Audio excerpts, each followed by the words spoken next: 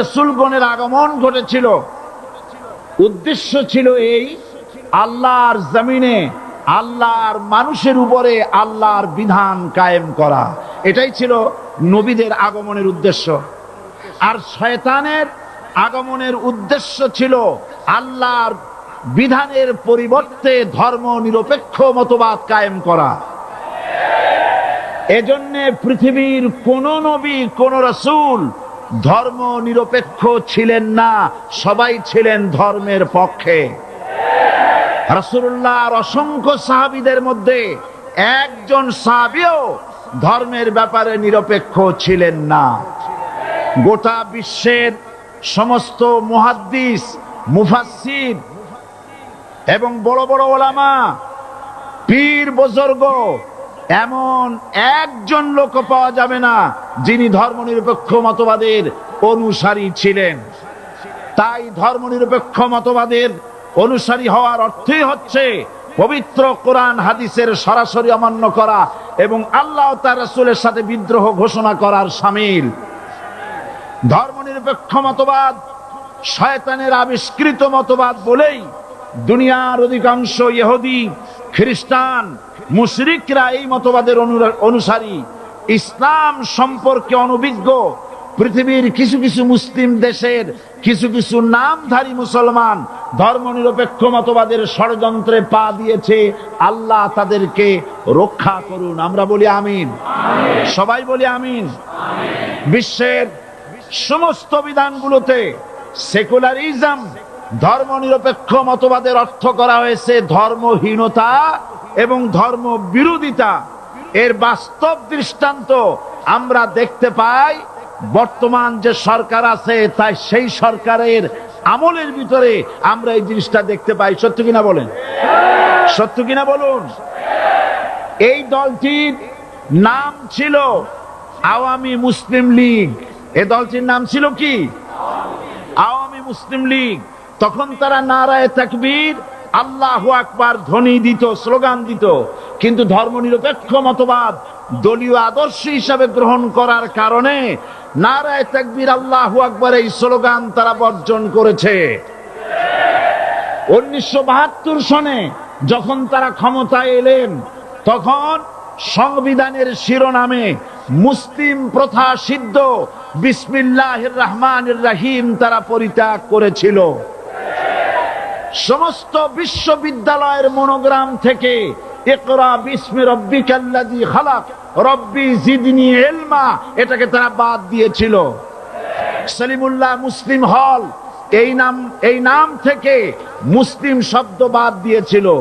নজরুল ইসলাম কলেজের নাম থেকে ইসলাম শব্দ বাদ দিয়ে শুধু নজরুল কলেজ করেছিল। এগুলি অসত্য না সত্য? বর্তমান এই সরকার ধর্মনিরপেক্ষ হওয়ার কারণে ইসলাম এবং মুসলিম বিদ্বেষী, তার অসংখ্য প্রমাণ এই জাতির কাছে রয়েছে। দেশের শ্রেষ্ঠ সন্তান হচ্ছে আলেম ওলামা, পীর বুজুর্গ। বলেন সুবহানাল্লাহ। দেশের শ্রেষ্ঠ সন্তান পীর মাশায়েখ আলেম ওলামাদের বিরুদ্ধে কোন জায়গায় কোন দুর্ঘটনা ঘটলেই তাদেরকেই দায়ী করা হয়। হরকুতুল জিহাদ, লাদেন বাহিনী, তালেবান নাম করে আলেমদেরকে গ্রেফতার করে এই সরকার পুলিশ দিয়ে নির্যাতন করেছে সরকার। একথা সর্বজনবিদিত যে সন্ত্রাস এবং হত্যা ধর্ষণের 90% অনুষ্ঠিত হয় কলেজ বিশ্ববিদ্যালয় পড়ুয়াদের মধ্য থেকে। আর চরিত্র সৃষ্টির শ্রেষ্ঠ কারখানা মাদ্রাসাগুলি এই সরকার একটা একটা করে বন্ধ করার পরিকল্পনা গ্রহণ করেছে। মাদ্রাসা শিক্ষাকে সংকুচিত করে ফেলছে। শুধু তাই নয়, দেশে অসংখ্য ভালো মন্দ পত্রিকা আছে, আরো রয়েছে ফুটপাতের অসংখ্য অশ্লীল ম্যাগাজিন, পর্ণ পত্রিকা। দেশের অধিকাংশ জাতীয় দৈনিকগুলো হিন্দুস্তানের টাকায় পরিচালিত এবং এগুলি হচ্ছে ইসলামের চরম বিদ্বেষী। সরকার সেগুলিরই পৃষ্ঠপোষকতা করছে, আর্থিক সাহায্য দিচ্ছে, বিজ্ঞাপন দিচ্ছে। আর অন্যদিকে এদেশের মুসলিম জাতিসত্তার প্রতীক, স্বাধীনতার সার্বভৌমত্ব, অখণ্ডত্বের অতন্দ্র প্রহরী, জননন্দিত 12 কোটি মুসলমানের কলিজার সাথে সম্পর্ক দৈনিক ইনকিলাব পত্রিকাকে বন্ধ করার ষড়যন্ত্র হিন্দুস্তানের গোলাম সরকার হাতে নিয়েছে।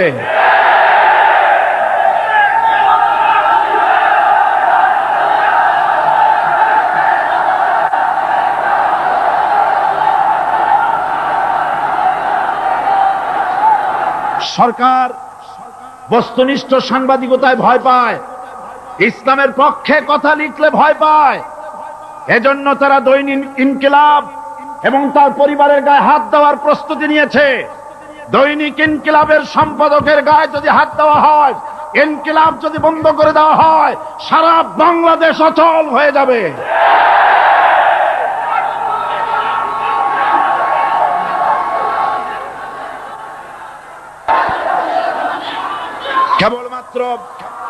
কেবলমাত্র ইসলামী রাষ্ট্র ব্যবস্থাই পারে হত্যা, ধর্ষণ, চুরি, ডাকাতি, জেনা, ব্যভিচার থেকে রক্ষা করে একটি সন্ত্রাসমুক্ত সমৃদ্ধ একটি বাংলাদেশ উপহার দিতে পারে কেবলমাত্র ইসলামী রাষ্ট্র ব্যবস্থা। সুতরাং অবস্থা দৃষ্টে মনে হয় এরা যদি আরেক আল্লাহ না করুন, বলেন আল্লাহ না করেন, আল্লাহ না করেন, আল্লাহ না করেন, এরা যদি আরেকটাবার ক্ষমতায় যেতে পারে, ৭২-এর সংবিধানকে পুনরুজ্জীবিত করে ধর্মনিরপেক্ষ মতবাদ কায়েম করবে, সেজন্য আজ গোটা তাওহীদবাদী মুসলমানদেরকে জানতে হবে ধর্মনিরপেক্ষ মতবাদ একটি কুফরি মতবাদ। ওলামারা আমাকে সাক্ষী দেন, ধর্মনিরপেক্ষ মতবাদ কুফরি মতবাদ কিনা? এই কুফরি মতবাদকে বাংলাদেশের মাটিতে যাতে কার্যকরী করতে না পারে তার জন্য গোটা তাওহীদি জনতা রুখে দাঁড়ান। আল্লাহ পাক সে তৌফিক গোটা জাতিকে দান করুন বলি আমিন। এবার আসুন কোরআনে কারীমের যে কথাগুলি আমরা আলোচনা করতে চাই, আপনাদের সামনে সূরা বাকারার 255 নম্বর আয়াত আমি তেলাওয়াত করে গত 2 দিন আলোচনা করেছি। আজকে আসেন সেই যেখান থেকে শেষ করেছিলাম সেখান থেকে আলোচনা শুরু করে যাক।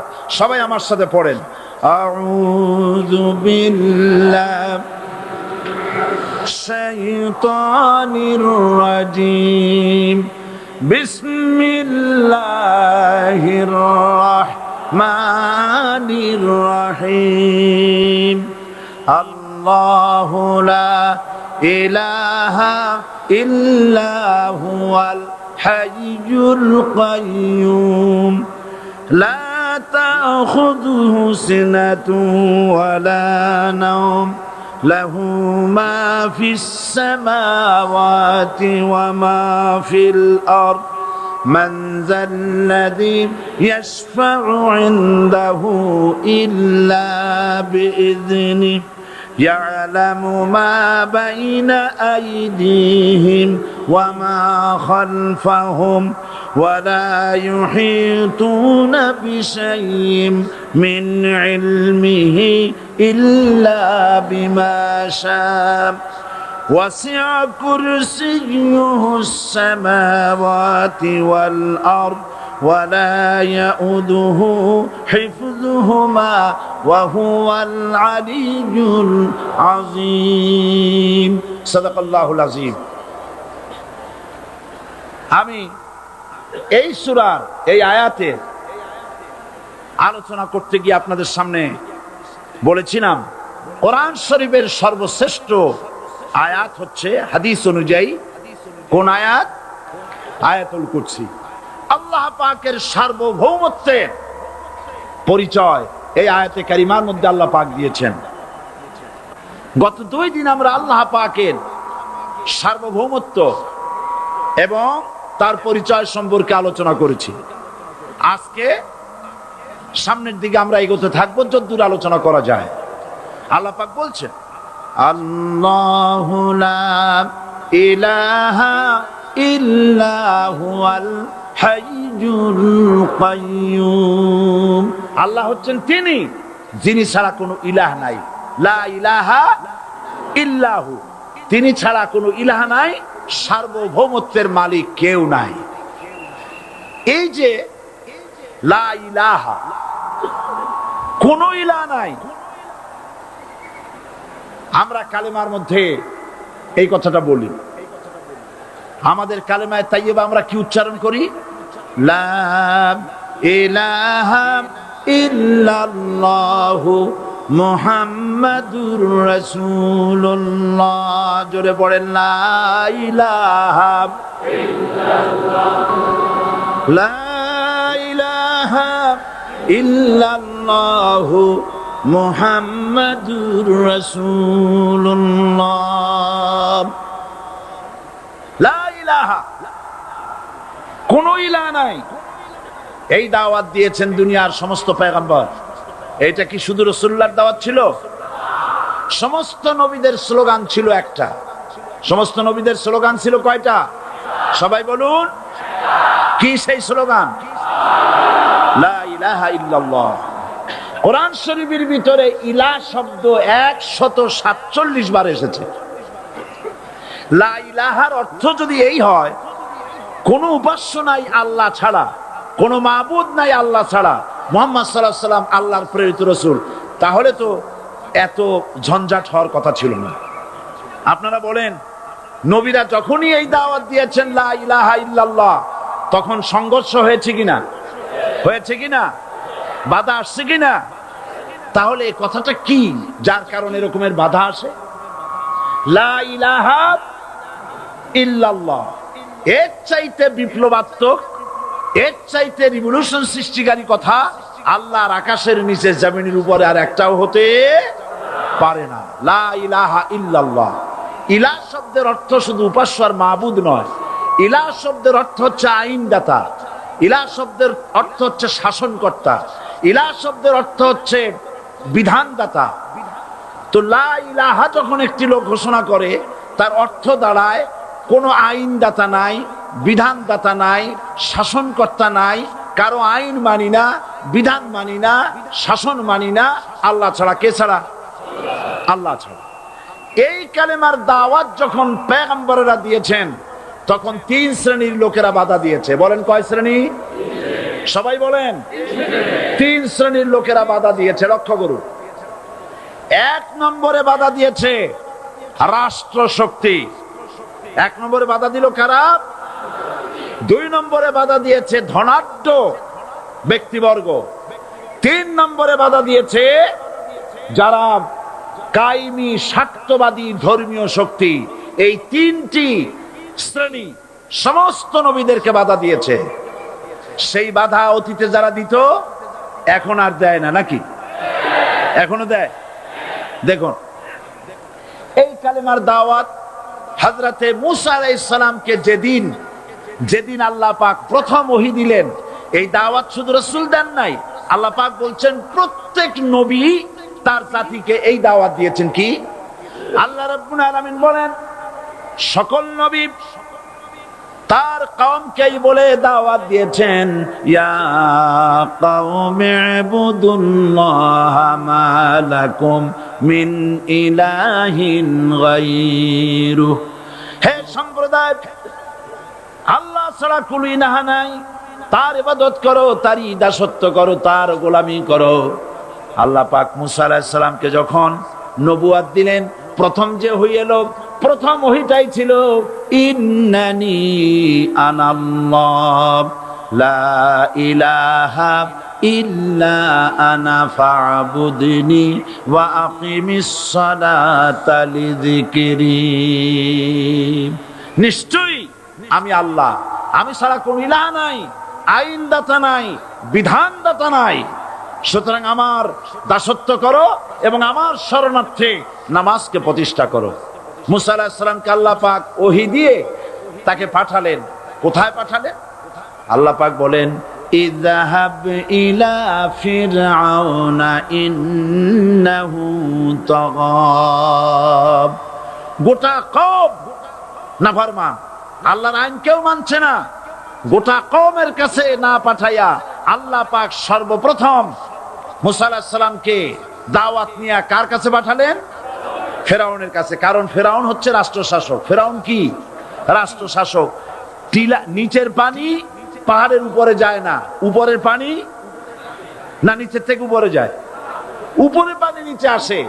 সুতরাং দেশ যারা চালায় এই লোকগুলি যদি ভালো হয় গোটা দেশ ভালো হয়, আর সমস্ত মানুষটা যদি, রাষ্ট্র যিনি পরিচালনা করেন এই লোকগুলি যদি খারাপ হয় গোটা দেশ খারাপ হতে বাধ্য। এই জন্য আল্লাহ পাক বলছেন সর্বপ্রথম তুমি ফেরাউনের কাছে যাও এবং এই কালেমার দাওয়াত দাও।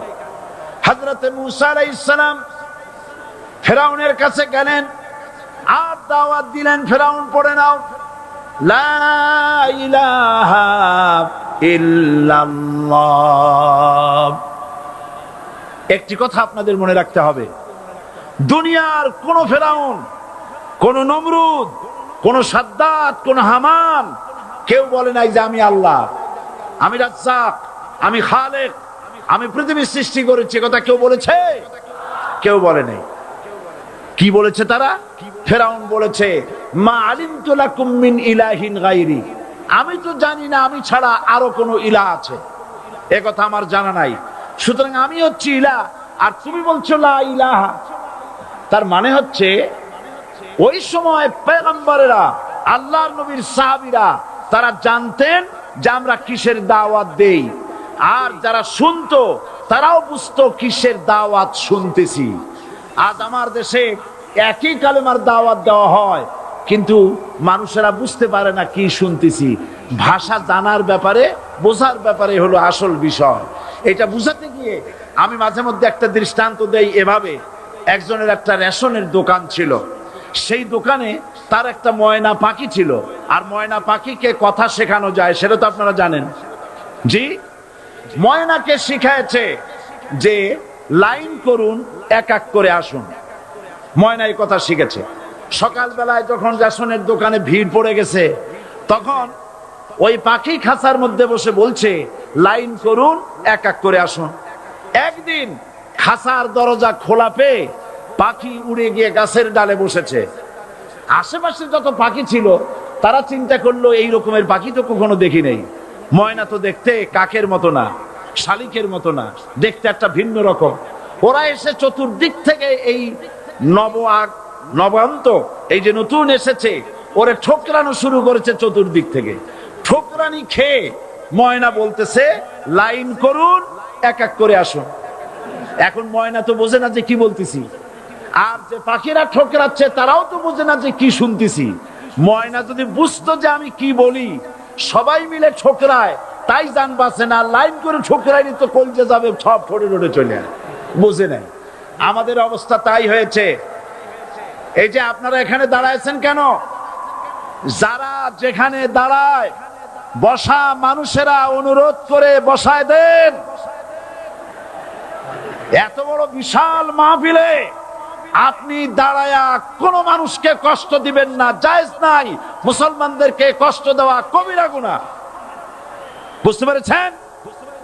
যে যেখানে দাঁড়িয়েছে আপনারা বসা মানুষেরা তাদেরকে বসায় দেন।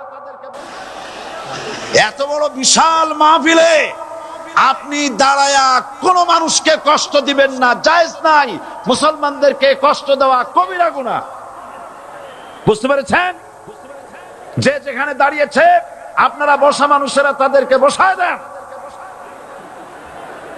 সুতরাং এই কালেমার দাওয়াত যখন হযরতে মূসা আলাইহিস সালাম দিলেন, ফেরাউন বলল আমি তো জানি না যে আমি ছাড়া আরো কোন ইলাহ আছে, আইনদাতা তো আমি, তুমি নতুন কোথা থেকে আইনদাতা নিয়ে আসছো? ফেরাউন বলছে দেখো, আমারে বাদ দিয়া যদি অন্য কাউকে ইলাহ বলে তুমি মানো আর সেই শিক্ষা যদি যে জাতিকে দাও, তাহলে আমি তোমাকে ধরে লাআজআলান্নাকা মিনাল মাসজুনিন, আমি তোমাকে কারারুদ্ধ করব, আমি তোমাকে জেলখানায় ঢুকিয়ে দেব। রাষ্ট্র শক্তি প্রথম বাধা দিল কারা? বলেন সবাই। সেই বাধা কি ওখানে শেষ হয়েছে না এখনো আছে? আছে কিনা জোরে বলেন। আমি তোমাকে জেলখানায় ঢুকাবো। হযরত মূসা আলাইহিস সালাম বলেন ফেরাউন রে, জেলের ভয় আমি করি না, আমাকে জেলের ভয় দেখায়া লাভ নাই, আমি আল্লাহ পাকের পয়গম্বর হযরতে মুসা আলাইহিস সালাম। ফিরাউনের দলবল আছে, লোক লস্কর আছে, তার অস্ত্রের অভাব নাই। আল্লাহ রাব্বুল আলামিন মুসা আলাইহিস সালামের কাছে একটা অস্ত্র দিয়া দিলেন। দিছিলেন কিনা? আল্লাহ পাক হযরত মুসা কি বলেছেন, ওয়া মা তিলকা বিয়ামিনিকা ইয়া মুসা। মুসা রে, তোমার হাতে ওটা কি? মুসা আলাইহিস সালাম বললেন, এটা লাঠি। আল্লাহ পাক বললেন, ফেলে দাও লাঠি। লাঠি ফালায় দিলেন, কি হয়ে গেল? হিয়া হাইয়াতুন তাসআ, লাঠি হয়ে গেল। এখন লাঠি পড়ে সাপ হয়ে গেল। সাপ দেখে নবী হোক, ওলি হোক, সাহাবী হোক আর আলেম হোক, সাপ দেখলে ভয় করে না মানুষের? মুসা আলাইহিস সালাম ভয় পেয়েছে। আল্লাহ রাব্বুল আলামিন হযরত মুসাকে শোনায় দিলেন, খুযহা ওয়া লা তাখাফ সানুঈদুহা সিরাতাহাল উলা।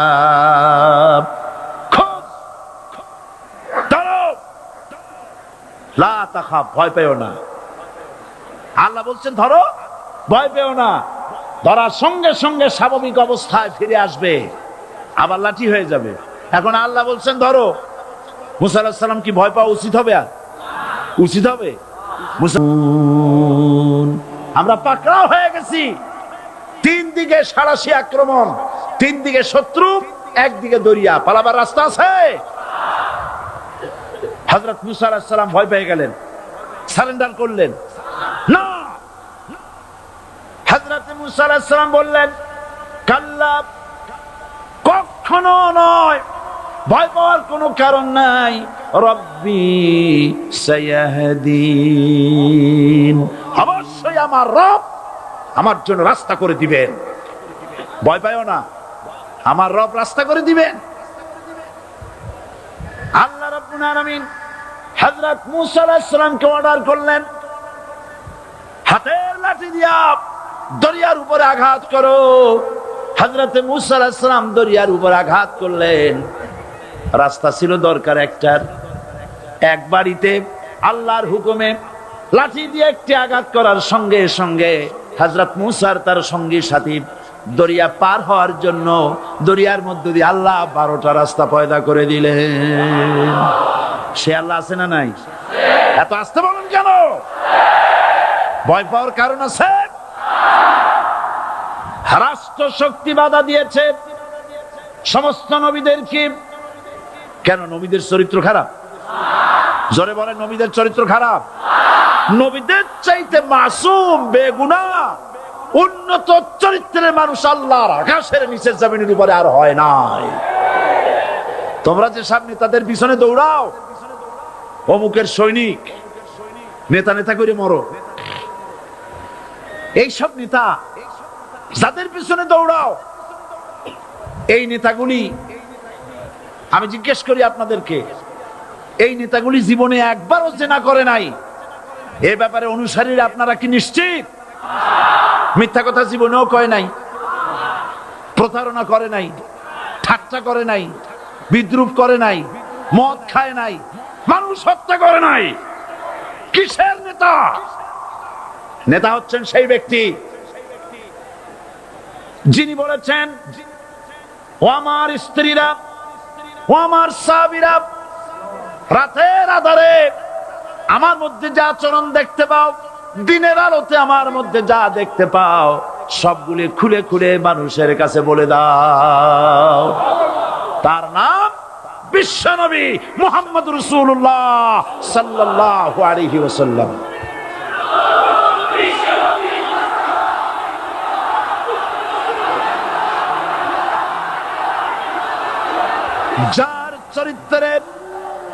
যার চরিত্রের সার্টিফিকেট আল্লাহ রাব্বুল আলামিন নিজে দিচ্ছেন, ওয়া ইন্নাকা লাআলা খুলুকিন আযীম।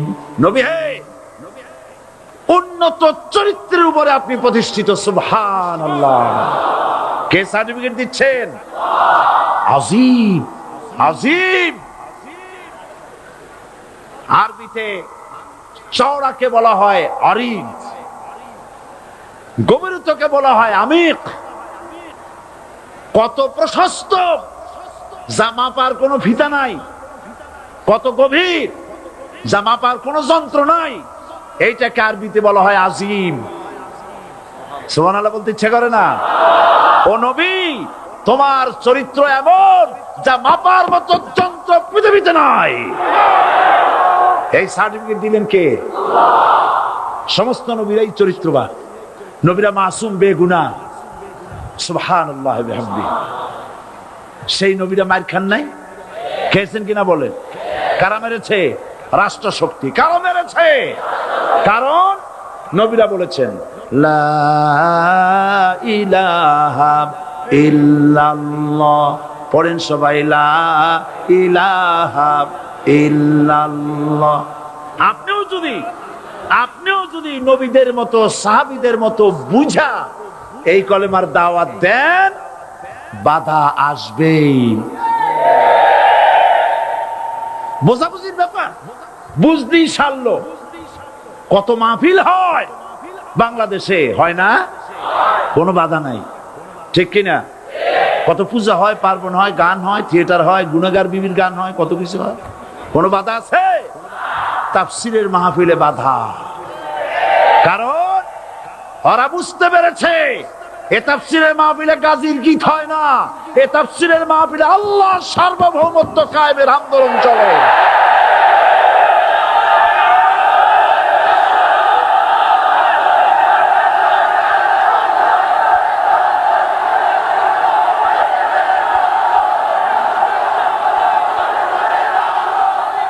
এবার দেখুন, এবার কলেমা বোঝেন, কালেমা বুঝুন। বঙ্গভবনের সামনে দাঁড়াইয়া, গণভবনের সামনে দাঁড়িয়ে আপনি যদি কালেমার জিকির করতে থাকেন, লা ইলাহা ইল্লাল্লাহ, লা ইলাহা ইল্লাল্লাহ, লা ইলাহা ইল্লাল্লাহ, লা ইলাহা ইল্লাল্লাহ, 2-1 ঘন্টা, 2-4 ঘন্টা, দেখবেন অফিসাররা এসে বলবে, না জানি কোন খাজা বাবা আসছে, আসেন আসেন, নিয়ে খাইতে দেবে, হাদিয়া দেবে। যেহেতু যিনি পড়তেছেন উনি বোঝেন না কি বলতেছেন, আর যারা দাওয়াত দিয়ে নিয়ে গেল ওরা টের পায় নাই যে কি কি শুনে দাওয়াত দিতেছে।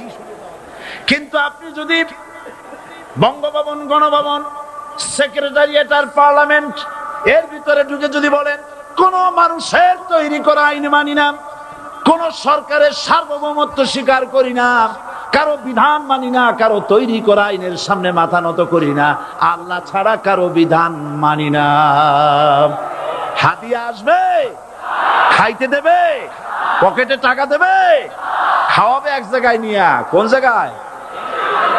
লাল দালানে। বোঝাবুঝি। পয়গম্বরেরা দাওয়াত দিয়েছেন আয়াতুল কুরসি, ফরজ নামাজ পড়িয়া দেখছি অনেকেই জামার বুতাম টুতাম খুলে তারপরে জোরে একটা ফু দেন। অসুবিধা নাই, ফু আপনি দেন, কিন্তু কি পড়ে ফু দিচ্ছেন আপনি কি বুঝছেন কিছু? সুবহানাল্লাহ। বুঝলি কি এই চেহারা হয়? এতগুলো মানুষ লাগে নাকি বিপ্লব করতে, কালেমার রস কায়েম করতে? 313 জন মুসলমান যথেষ্ট পৃথিবীতে।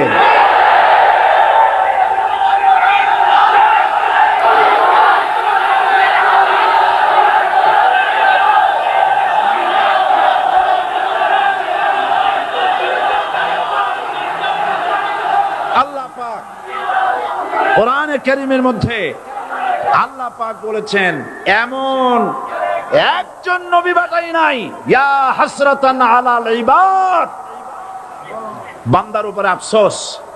আহারে, কে বলতেছেন? আমার আল্লাহ। বলেন আমার আল্লাহ। তিনি আফসোস করছেন, আফসোস। একজন পয়গম্বর এমন পাঠাইলাম না, একজন রাসূল পাঠাইলাম না যার সাথে এরা ঠাট্টা করে নাই, বিদ্রুপ করে নাই, পাগল বলে নাই, মারে নাই।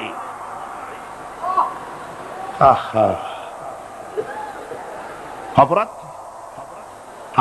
আল্লাহর সার্বভৌমত্ব প্রতিষ্ঠার অপরাধ। হযরত ইব্রাহিম আলাইহিস সালাম তিনি যখন এই কালেমার দাওয়াত দিয়েছেন নমরুদের বিরুদ্ধে, নমরুদ বলেছে, মান আশাদ্দু মিন্না কুওয়া, আমার চাইতে শক্তিশালী আর কে আছে? আনা রব্বুকুমুল আলা, আমি তোমাদের বড় প্রভু। নাউজুবিল্লাহ। কই থেকে একটা তুমি বলছো লা ইলাহা ইল্লাল্লাহ, আমি তো ইলাহ। হযরত ইব্রাহিম আলাইহিস সালাম কি কালেমার দাওয়াত পেশ করার অপরাধে অগ্নিকুণ্ডের ভিতরে ফালাবার ব্যবস্থা হয়ে গেছে। আল্লাহ পাক সব ঘটনা কোরআনে বলে দিয়েছেন কিনা বলেন? কেন বললেন এই সমস্ত কথা? এই জন্য বলেছেন ফেরাউন মরে যাবে, নমরুদ মরে যাবে, কিন্তু তাদের প্রেতাত্মারা যুগে যুগে তারা বেঁচে থাকবে। আগুনের ভিতরে ফালাবার ব্যবস্থা হয়েছে। আল্লাহ পাক বলে দিয়েছেন আমার রাস্তায় যদি চেষ্টা করো, জিহাদ করো, আমার সাহায্য তোমরা পাবে। ওয়া কানা হাক্কান আলাইনা নাসরুল মুমিনিন, মুমিনদেরকে সাহায্য করা আমি আল্লাহর জন্য ওয়াজিব। সুবহানাল্লাহ বলবেন না? আলহামদুলিল্লাহ বলবেন না?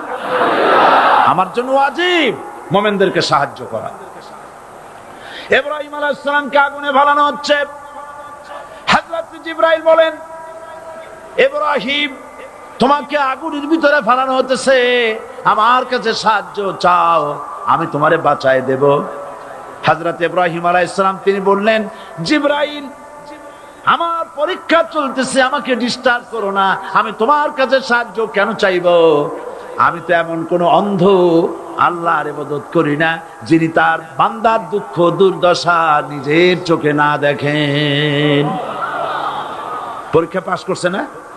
পাস করছেন কিনা?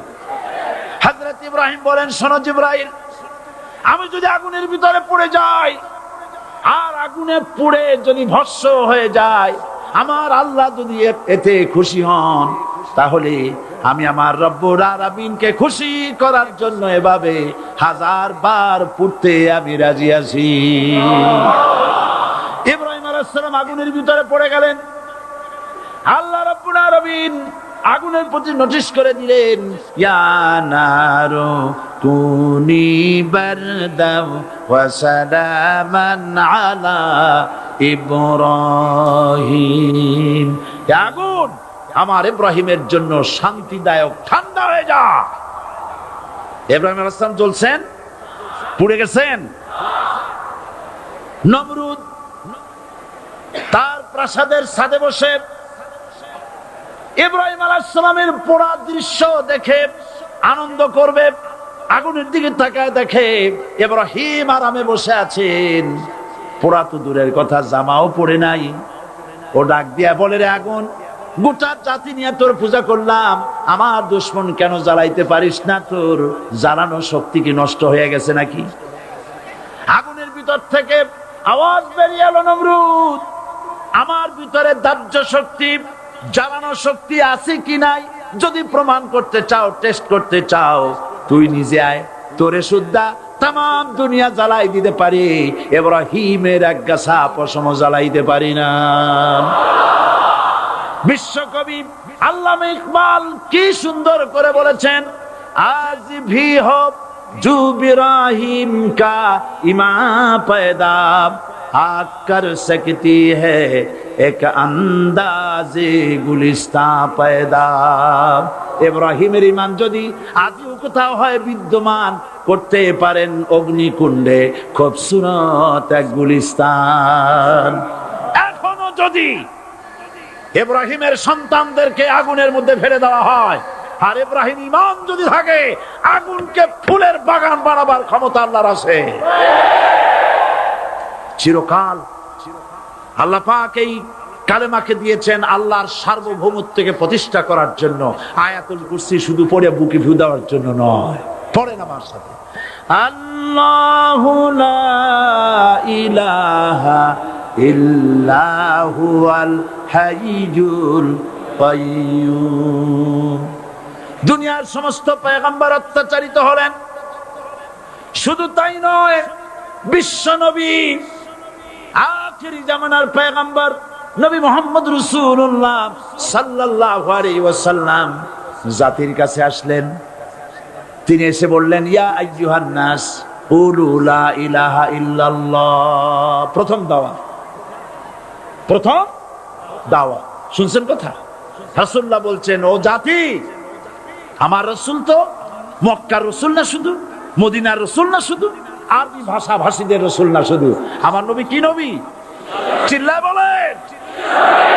তাই তিনি বলেছেন, ও বিশ্বের মানবতা, বিশ্বের মানব গোষ্ঠী, যদি মুক্তি পেতে চাও, নাজাত পেতে চাও, উচ্চারণ করো, বিশ্বাস করো, আমল করো, বলো লা ইলাহা ইল্লাল্লাহ। জোরে পড়েন লা।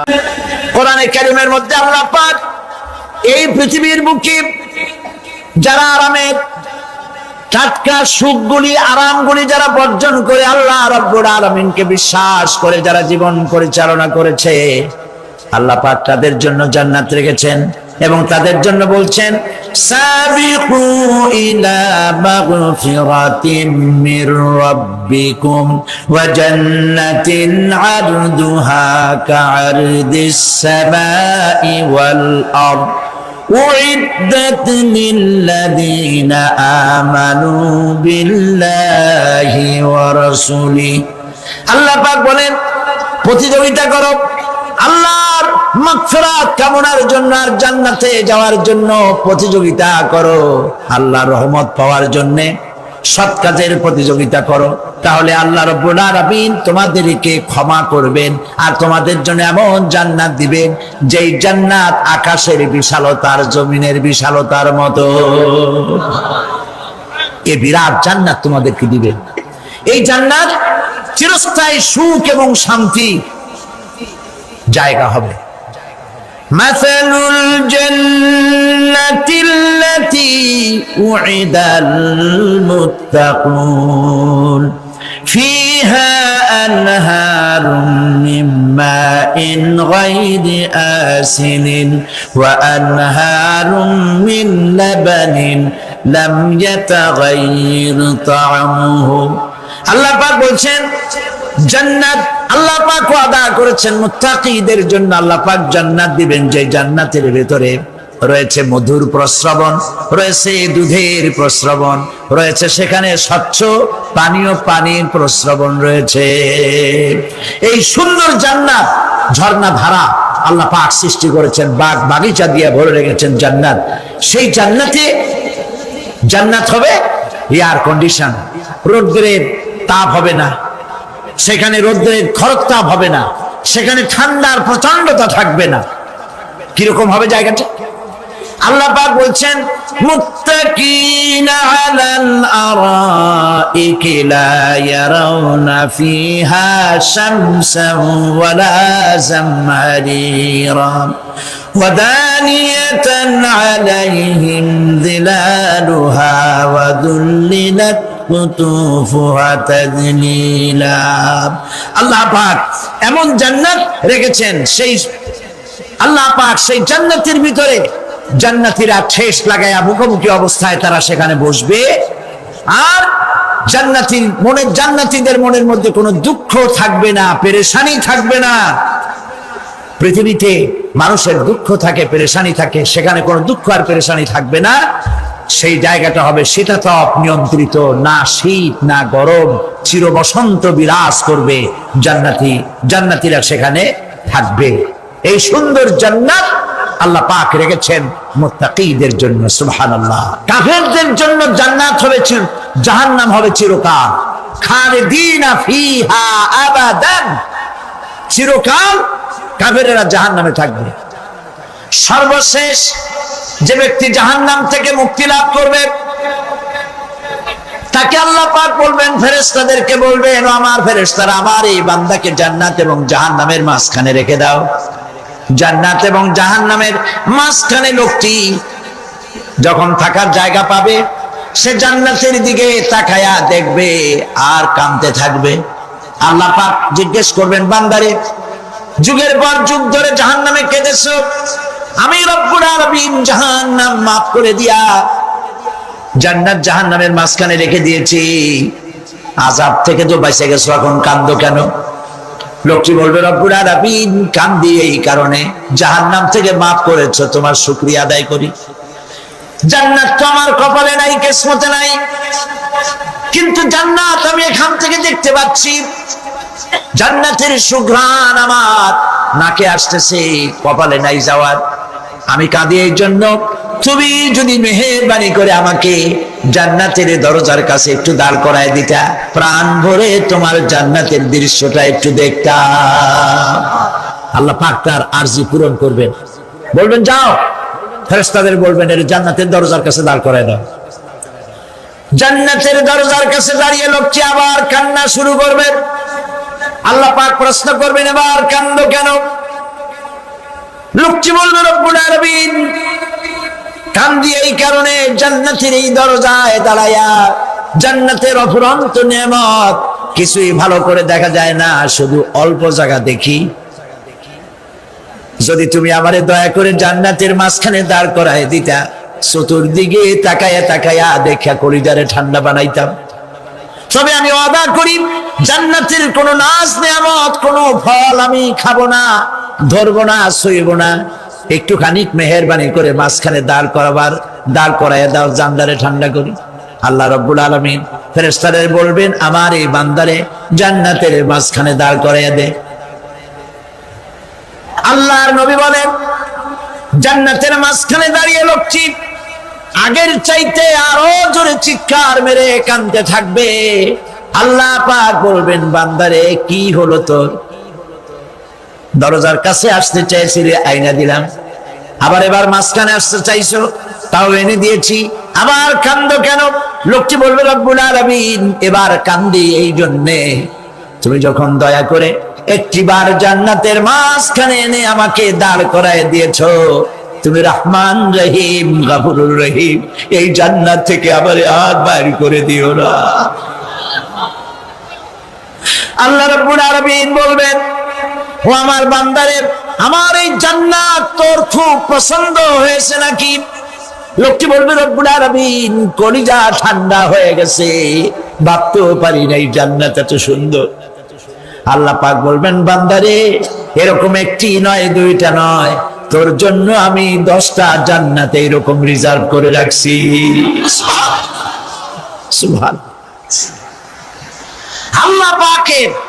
আল্লাহ পাককে ভয় করে পৃথিবীর সমস্ত পাপ থেকে যারা নিজেকে রক্ষা করবে, আল্লাহ তাদের জন্য এই জান্নাত রেখে দিয়েছেন। সুবহানাল্লাহ। সেই জান্নাতের রিসিপশন আপনারা আন্দাজ করতে পারবেন না, রিসিপশন কারে কয়। কি এর প্রধানমন্ত্রী আর প্রেসিডেন্ট, 4-5টা পুলিশ আর আর্মি এসে একটা ফট করে সেলুট মারলো, বাস শেষ হয়ে গেল, এরকম না। জান্নাতীদেরকে রিসিপশন দেওয়া হবে। জান্নাতীরা যখন আল্লাহর হুকুমে জান্নাতের দিকে যেতে লাগবে, আর যখন জান্নাতের কাছে চলে যাবে, আল্লাহ রাব্বুল আলামিন শোনায় দিচ্ছেন, হাত্তা ইযা জাউহা ফুতিহাত আবওয়াবুহা ওয়া ক্বালা লাহুম খাযানাতুহা সালামুন আলাইকুম তিবতুম ফাদখুলুহা খালিদিন। সুবহানাল্লাহ। জান্নাতীরা যখন জান্নাতে প্রবেশ করার দরজার মুখোমুখি হবে, দ্বার রক্ষীগণ তখন বলবে, সালামুন আলাইকুম, আল্লাহর শান্তি তোমাদের উপরে বর্ষিত হোক। সুবহানাল্লাহ। দুনিয়ার টাটকা টাটকা সুখগুলি 2 পা দিয়ে ঠেলে দিয়েছো, টাটকা সুখগুলি গ্রহণ করো নাই, হারাম খাও নাই, আল্লাহর দ্বীন কায়েমের জন্য রক্ত দিয়েছো, জীবন দিয়েছো, কষ্ট করেছো, আল্লাহকে ভয় করেছো। আমাদের সালাম গ্রহণ করো, জান্নাতের মধ্যে ঢুকে যাও চিরকালের জন্য। সুবহানাল্লাহ। আর বাইরে হওয়া লাগবে না, চিরকাল এই জান্নাতের মধ্যে তোমরা বসবাস করতে পারবে, আল্লাহ রাব্বুল আলামিনের ফেরেশতারা বলে দিবেন। জান্নাতের মধ্যে আল্লাহ পাক হুরদের সঙ্গে জান্নাতীদের বিয়ের ব্যবস্থা করে দিবেন। কোরআনে কারিমে আল্লাহ পাক বলেন, মুত্তাকিনা আলা সুরুরিন মাসফুফাতিন ওয়া যাওয়াজনাহুম বিহুরিন ঈন। সামনাসামনি ভাবে সাজানো সারি সারি আসন সমূহের উপর তারা ঠেস লাগায় বসে থাকবে, আর আল্লাহ রাব্বুল আলামিন হুরদের সাথে জান্নাতীদের বিয়ের ব্যবস্থা করে দিবেন। যেসব হুরের সঙ্গে বিয়ে হবে তাদের আল্লাহ পাক বিবরণ দিচ্ছেন কি রকম হবে তারা। লাম ইয়াতমিসহুন্না ইনসুন ওয়ালা জান, এর পূর্বে জিন এবং ইনসান এদেরকে কেউ স্পর্শ করে না। কিরকম তারা? কান্নাহুন্নাল ইয়াকুতু ওয়াল মারজান, যেমন ঝিনুকের ভিতরে মণিমুক্তা থাকে এইভাবে আল্লাহ পাক তাদেরকে পবিত্র করে রেখে দিয়েছেন। আমার প্রিয় ভাইরা, আল্লাহ রাব্বুল আলামিন কোরআনে কারীমের ভিতরে বলেছেন ফাবিআইয়ি আলা'i রাব্বিকুমা তুকাযযিবান। জান্নাত দান করে আল্লাহ পাক এবার জান্নাতীদেরকে সম্বোধন করে বলবেন ইয়া ইবাদি লা খাউফুন আলাইকুমুল ইয়াওমা ওয়ালা আনতুম তাহজানুন। হে আমার বান্দারা, লা খাউফুন আলাইকুমুল ইয়াওম, আজ আর কোনো ভয় নাই। সুবহানাল্লাহ, সুবহানাল্লাহ। আজ আর কোনো ভয় নাই, কোনো চিন্তাও নাই, আরামে এই জান্নাতের মধ্যে বসবাস করো। এরপরে আল্লাহ পাক জিজ্ঞেস করবেন, ও আমার জান্নাতীরা, আমি যেসব ওয়াদা করছিলাম আমার ওয়াদা মোতাবেক সমস্ত নিয়ামত পেয়েছো? তারা বলবে হ্যাঁ পেয়েছি, সব নিয়ামত আপনার ওয়াদা মোতাবেক সব পেয়েছি। আল্লাহ রাব্বুল আলামিন বলবেন সব পাও নাই, ওয়ালাদাইনা মাজিদ, আমার কাছে আরো বেশি আছে। সুবহানাল্লাহ, আমার কাছে আরো বেশি আছে। জান্নাতীরা বুঝবে না সে আরো বেশিটা কি, এর থেকে আর বেশি কি। প্রিয় ভাই সব, নবী করিম সাল্লাল্লাহু আলাইহি সাল্লাম বলেছেন জান্নাতের সুখ আর শান্তি কোন চোখ নাই যা দেখেছে, যা কোন অন্তঃকরণ নাই যা কল্পনা করতে পেরেছে। এই জান্নাত মুত্তাকিদের জন্য আল্লাহ রাখছেন। সুবহানাল্লাহ। জান্নাতীরা ভাবতেও পারবে না সেই নিয়ামতগুলি কি। প্রিয় ভাই সব, সেই মুহূর্তে আল্লাহর নবী মুহাম্মদুর রাসূলুল্লাহ সাল্লাল্লাহু আলাইহি ওয়াসাল্লাম বলবেন রব্বুল আলামিন, আমার উম্মতেরা জান্নাতীরা বুঝতে পারে নাই আপনার কাছে কি নিয়ামত আরো বেশি আছে। আমার এই উম্মতেরা জান্নাতীরা আপনার ওয়াদা মোতাবেক সব পেয়েছে, কিন্তু একটি জিনিস এখনো তাদের কিসমতে হয় নাই। সেই জিনিসটা হলো যারা তার রবকে না দেখে শুধু কোরআন আর হাদিসের কথা শুনে আরবের ঘুম হারাম করে তাহাজ্জুদের নামাজ আদায় করেছিল, চোখের পানি ফেলেছিল, যারা জান্নাত দেখে নাই, জাহান্নাম দেখে নাই, আপনাকে ভয় করে যারা জীবন পরিচালনা করেছিল, যারা আপনাকে দেখে নাই, না দেখে শুধু কোরআন হাদিস বিশ্বাস করে যারা অকাতরে নিজেদের জীবন বিলায় দিয়েছিল, এই জান্নাতীরা এখন পর্যন্ত তার রবকে দেখতে পারে নাই। আল্লাহ রাব্বুল আলামিন তার সামনে থেকে ৭০,০০০ পর্দা সরে যাবে। আল্লাহ পাক বান্দাদের আরজি পুরা করার জন্য জান্নাতীদের সামনে তিনি জালোয়া ফরজ হবে। কোরআন শরীফের ভিতরে আল্লাহ পাক বলেন জান্নাতীরা তারা আল্লাহর দিকে, জান্নাতীরা তার রবের দিকে তাকিয়ে থাকবে, আর রব তার বান্দাদের দিকে তাকায়া থাকবে। প্রাণ ভরে জান্নাতীরা রবকে দেখবে। সুবহানাল্লাহ, আল্লাহ পাককে দেখবে। প্রাণ খুলে আজ দোয়া করি রব্বুল আলামিন জান্নাতের যেই পরিবেশে যেই জায়গায় তুমি দয়া করে তোমার গোলামদেরকে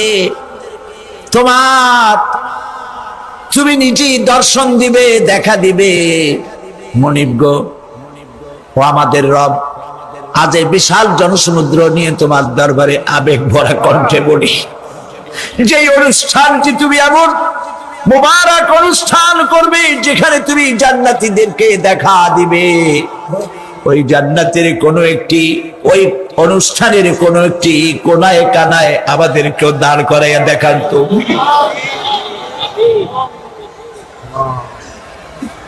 প্রিয় ভাই সব, আল্লাহ রাব্বুল আলামিন মানুষের সামনে এত সব নিয়ামত রেখেছেন, এই জান্নাত দান করবেন। এরপরে আল্লাহ রাব্বুল আলামিন কোরআনে কারীমের মধ্যে বলেছেন, রব্বিস সামাওয়াতি ওয়াল আরদি ওয়া মা বাইনাহুমার রাহমানি লা ইয়ামলিকুনা মিনহু খিতাবা। এসব পুরস্কার রয়েছে তোমাদের সেই রবের পক্ষ থেকে যিনি আকাশ আর জমিনের মালিক। সুবহানাল্লাহ বলবেন না? যার সামনে কথা বলার ক্ষমতা কারো হবে না। এটি একটি মারাত্মক কথা। কিয়ামতের দিন আল্লাহর দরবারে কেউ কথা বলতে পারবে না আল্লাহর নির্দেশ ছাড়া। একটি আকীদা পরিষ্কার করে নিয়ে যান আপনাদের। সে আকীদাটা এভাবে পরিষ্কার করুন, কোন পীর সাহেব, কোন খাজা বাবা, কোন মাওলানা, কোন মুহাদ্দিস, কোন বুজুর্গ আপনাকে সুপারিশ করতে পারবে না যদি না আল্লাহ পাক তাকে কথা বলার তৌফিক না দেন। মনে থাকবে এটা। আয়াতুল কুরসির ভিতরে আমরা পড়ি, মান যাল্লাযী ইয়াশফাউ ইনদাহু ইল্লা বিইذনিহি। আল্লাহ পাক বলেছেন কিয়ামতের দিন আল্লাহর দরবারে কার সাহস আছে কথা বলতে পারে? মান যাল্লাযী ইয়াশফাউ ইনদাহু ইল্লা বিইذনিহি। আল্লাহর ওয়ার্ডার ছাড়া, হুকুম ছাড়া আল্লাহর সামনে কথা বলা সেদিন কেউ থাকবে না। সুবহানাল্লাহ। কেউ কথা বলতে পারবে না। সুপারিশ করতে হবে আল্লাহ যারে বলেন তুমি করো, অমুকের জন্য করো, সেই ব্যক্তি শুধু তার জন্যই করতে পারবে, আর কেউ কথা বলতে পারবে না। সেই কঠিন হাসরের ময়দান যেদিন শুধুমাত্র আল্লাহ পাক কথা বলবেন, আর যারে বলতে বলবেন সেই কেবলমাত্র বলতে পারবে। সুপারিশ এটি আল্লাহ পাক কিয়ামতে পারমিশন দিলে বলা যাবে। হযরত ইব্রাহিম আলাইহিস সালাম কিয়ামতের দিন তার নিজের পিতা সম্পর্কে সুপারিশ করবেন। রব্বুল আলামিন, আমার আব্বার জন্য সুপারিশ করতেছি, মেহেরবানি করে জাহান্নাম থেকে তারে আপনি রক্ষা করুন। আল্লাহ রব্বুল আলামিন বলবেন, ইব্রাহিম তোমার সুপারিশ মঞ্জুর হবে না। প্রিয় ভাই সব একটু মাথা খাটান, চিন্তা করেন। জাতির পিতা কে? জাতির পিতা চিল্লায় বলুন, কলিজা সাফ করে ফেলুন। মুসলমানদের জাতির পিতা হাবিজাবি কেউ হতে পারে না।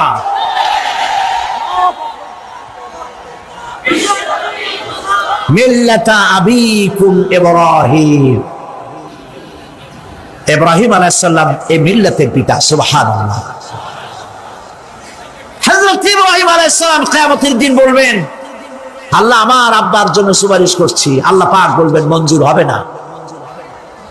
আসর তোমার পিতা হতে পারে, কিন্তু আমার খলিলকে আগুনে ফেলার জন্য নমরুদকে সে সহযোগিতা করেছে, আমি তোমার পিতাকে ক্ষমা করব না। নবী করিম সাল্লাল্লাহু আলাইহি সাল্লামকে সাহাবায়ে কেরাম জিজ্ঞেস করেছেন, হে রাসূল, আপনার আব্বা এবং আম্মার অবস্থা কি হবে? নবী করিম সাল্লাল্লাহু আলাইহি সাল্লাম কেঁদে ফেলেছেন, সাফ বলেছেন, আমি তাদের কোনো উপকারে আসব না। আল্লাহু আকবার। আপনি মনে করছেন নাকি যে ইয়া নবী সালাম আলাইকা বলি অমনি নবী সুপারিশ পাবেন? এত সহজ। কতগুলো রসগোল্লা খাইলেন আর বড় একটা মিছিল করলেন আর অমনি চলে যাবেন?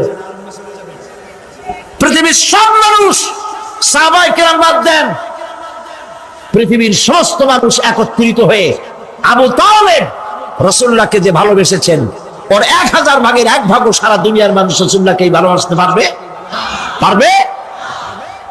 নিজের ছেলে আলীকে, আলী রাদিয়াল্লাহু তাআলা আনহুকে আলাদা বিছানায় শোয়াইয়া, ছোট্ট মানুষ হযরত আলী আলাদা জায়গায় রাখিয়া মুহাম্মদুর রাসূলুল্লাহ সাল্লাল্লাহু আলাইহি ওয়াসাল্লাম এতিম মানুষ তারে কলিজার সাথে বুকের মধ্যে আশ্রয় দিয়ে আগলে রেখেছেন বুক ভরে। সেই আবু তালেব মৃত্যুর সময় নবী করিম সাল্লাল্লাহু আলাইহি ওয়াসাল্লাম বলেছিলেন, চাচা একটি বার আমার কানে তাওহীদের কালেমা শোনায় দেন। আবু তালেব তার কিসমতে ছিল না কালেমা। মরে যাওয়ার পর একজন সাহাবী বলেছিলেন, ইয়া রাসূলুল্লাহ, মৃত্যুর সময় আবু তালেবের মুখ আমি নড়তে দেখেছি, তিনি কালেমা পড়েছেন সম্ভবত। রাসূলুল্লাহ সাহেব বলেছেন, আমি শুনি নাই। এত ভালোবাসার পরেও হাদিস শরীফে এসেছে আবু তালেব জাহান্নামে যাবে। কোথায় যাবে? জাহান্নামে। সবচাইতে কম আযাব হবে কার? আবু তালেবের। কম আযাবটা কি? হাদিস শরীফে এসেছে কম আযাব হলো জাহান্নামের আগুন দিয়ে এক জোড়া জুতা তৈরি করে আবু তালেবের পায়ে পরিয়ে দেওয়া হবে। সেই জাহান্নামের আগুনের তৈরি করা জুতার তাপে আবু তালেবের মাথার ঘিলুগুলো টকবক করে বউ পড়তে লাগবে।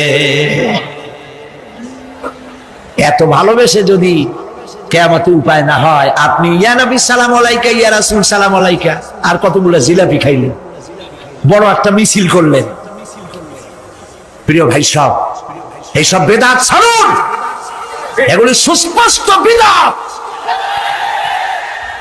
রাসূলুল্লাহকে ভালোবাসবেন, সাহাবীরা যেভাবে ভালোবেসেছেন ওইভাবে ভালোবাসবেন। আল্লাহ রাব্বুল আলামিন বলেন, যালিকাল ইয়াউমুল হক ফামান শাআ আত্তাখাযা ইলা রাব্বিহি মাআবা। এই দিনটি অবশ্যই আসবে, সেদিনটি নিশ্চিতভাবে আসবে। আর এখন যার ইচ্ছা সে তার রবের দিকে অগ্রসর হোক। ইন্না আনজারনাকুম আযাবান করিবান ইয়াওমা ইয়ানজুরুল মার'উ মা কদ্দামাত ইয়াদাহু ওয়া ইয়াকুলুল কাফিরু ইয়া লাইতানি কুনতু তুরাবা। ইন্না আনজারনাকুম আযাবান করিবা, খুব নিকটবর্তী একটি আযাব সম্পর্কে আমি তোমাদেরকে সতর্ক করে দিলাম। কে বলতেছেন? আল্লাহ পাক। লক্ষ্য করুন আল্লাহ কি বলছেন, খুব নিকটবর্তী একটি কঠিন শাস্তি, আযাব, অর্থাৎ কিয়ামত, এ সম্পর্কে আমি তোমাদেরকে সতর্ক করে দিলাম। ইয়াউমা ইয়ানজুরুল মার'উ মা কদ্দামাত ইয়াদা, সেদিন প্রত্যেকটি লোক যা সে পাঠিয়ে দিয়েছিল এখানে, অর্থাৎ যা করেছিল সেগুলি সে দেখতে পাবে। আর তখন ওয়ায়াকুলুল কাফিরু ইয়া লাইতানি কুনতু তুরাবা। সেই কিয়ামতের ময়দানে অবস্থা দেখে কাফেররা বলবে, আহারে মানুষ না হইয়া যদি মাটি হইয়া যেতাম, যদি মাটি হতাম, যদি মানুষ না হয়ে না জন্মতাম, আজ এই হাসরের ময়দানে এইখানে এই বিচারের মুখোমুখি হতাম না, মাটি হইলে বরং অনেক ভালো হতো। এই পৃথিবীতে আমরা এসেছি, চলে যাব, যাওয়ার আগে এই কোরআন একটি বিশাল জনগোষ্ঠী এমন বানাতে চেয়েছে যে জনগোষ্ঠী এই কোরআন দিয়ে একটি বিশাল সমাজ গড়বে, রাষ্ট্র গড়বে, এমন রাষ্ট্র গড়বে যেই রাষ্ট্রে দুঃখ থাকবে না, অশান্তি থাকবে না, যেখানে সুখ থাকবে, সমৃদ্ধি থাকবে, আর কিয়ামতের দিন আল্লাহর জান্নাতে তারা চলে যাবে। তেমন একটি সমাজকে আমরা চাই। সবাই বলেন, সেরকম একটি সমাজকে আমরা চাই। প্রিয় ভাই সব, কিয়ামতের দিন আমরা যেতে চাই জান্নাতে। কোথায় যেতে চাই বলেন? জোরে বলেন। এই জান্নাতে যাওয়ার জন্য দুইটা কাজ করতে হবে। কয়টা কাজ? আল্লাহ রাব্বুল আলামিন বলেন, ফামান কানা ইয়ারজু লিকাআ রাব্বিহি ফালইআমাল আমালান সালিহান ওয়া লা ইউশরিক বিইবাদাতি রাব্বিহি আহাদা। আল্লাহ পাক বলেন, যে বাজারা আমার সঙ্গে দেখা করতে চায় কিয়ামতে, দুইটা কাজ করা লাগবে। বলেন কয়টা কাজ? একটা হলো নেক আমল। কি আমল বলেন? নেক আমল। নেক আমল কারে বলে? নেক আমল করতে হলে আবার দুইটা শর্ত লাগে। এক নম্বরে কাজটা করতে হবে আল্লাহরে খুশি করার জন্য। কারি খুশি করার জন্য? একটা মাদ্রাসা বানাইছি যাতে লোকেরা বলে যে বড় একটা মাদ্রাসা বানাইছে, এই জন্য মাদ্রাসা বানাবেন, মসজিদ বানাবেন, হসপিটাল বানাবেন, যা কিছু করেন নিয়ত হবে আল্লাহকে খুশি করা। নিয়ত হবে কারে খুশি করা? আল্লাহ পাককে খুশি করা। এই হলো নেক আমলের প্রথম শর্ত, কাজ হবে আল্লাহকে খুশি করার জন্য। 2 নম্বরে কাজটি হতে হবে সুন্নতে নববী সাল্লাল্লাহু আলাইহি ওয়াসাল্লামের উপরে। মনে থাকবে, দাড়ি রাখবো, কেন রাখবো? রাসূলের সুন্নাত। রাখবো কারে খুশি করার জন্য? আল্লাহ খুশি করার জন্য। রাখবো কার মতো? রবীন্দ্রনাথের মতো, কার্ল মার্কসের মতো, কবির মতো নয়। রাখতে হবে কার মতো? নবীর মতো। বুঝে নেন, কাজটা হতে হবে আল্লাহকে খুশি করার জন্য। 2 নম্বরে কাজটা হতে হবে সুন্নতে নববী সাল্লাল্লাহু আলাইহি ওয়াসাল্লামের উপরে হতে হবে। তাহলে এই হলো 1 নম্বর। জান্নাতে যাওয়ার জন্য, আল্লাহর সাথে দেখা করার জন্য 1 নম্বরের কাজ হলো নেক আমল। বলেন 1 নম্বরের কাজ কি? 2 নম্বরের কাজ ওয়ালা ইউশরিক বিইবাদাতি রাব্বিহি আহাদা। আল্লাহ রাব্বুল আলামিনের ইবাদতের সাথে কাউকে শরীক স্থাপন করা যাবে না। আমরা যারা মুসলমান, অধিকাংশ মুসলমান শিরকের ভিতরে মুবতালা হয়ে আছে। বিশ্বাস করেন কিনা বলেন?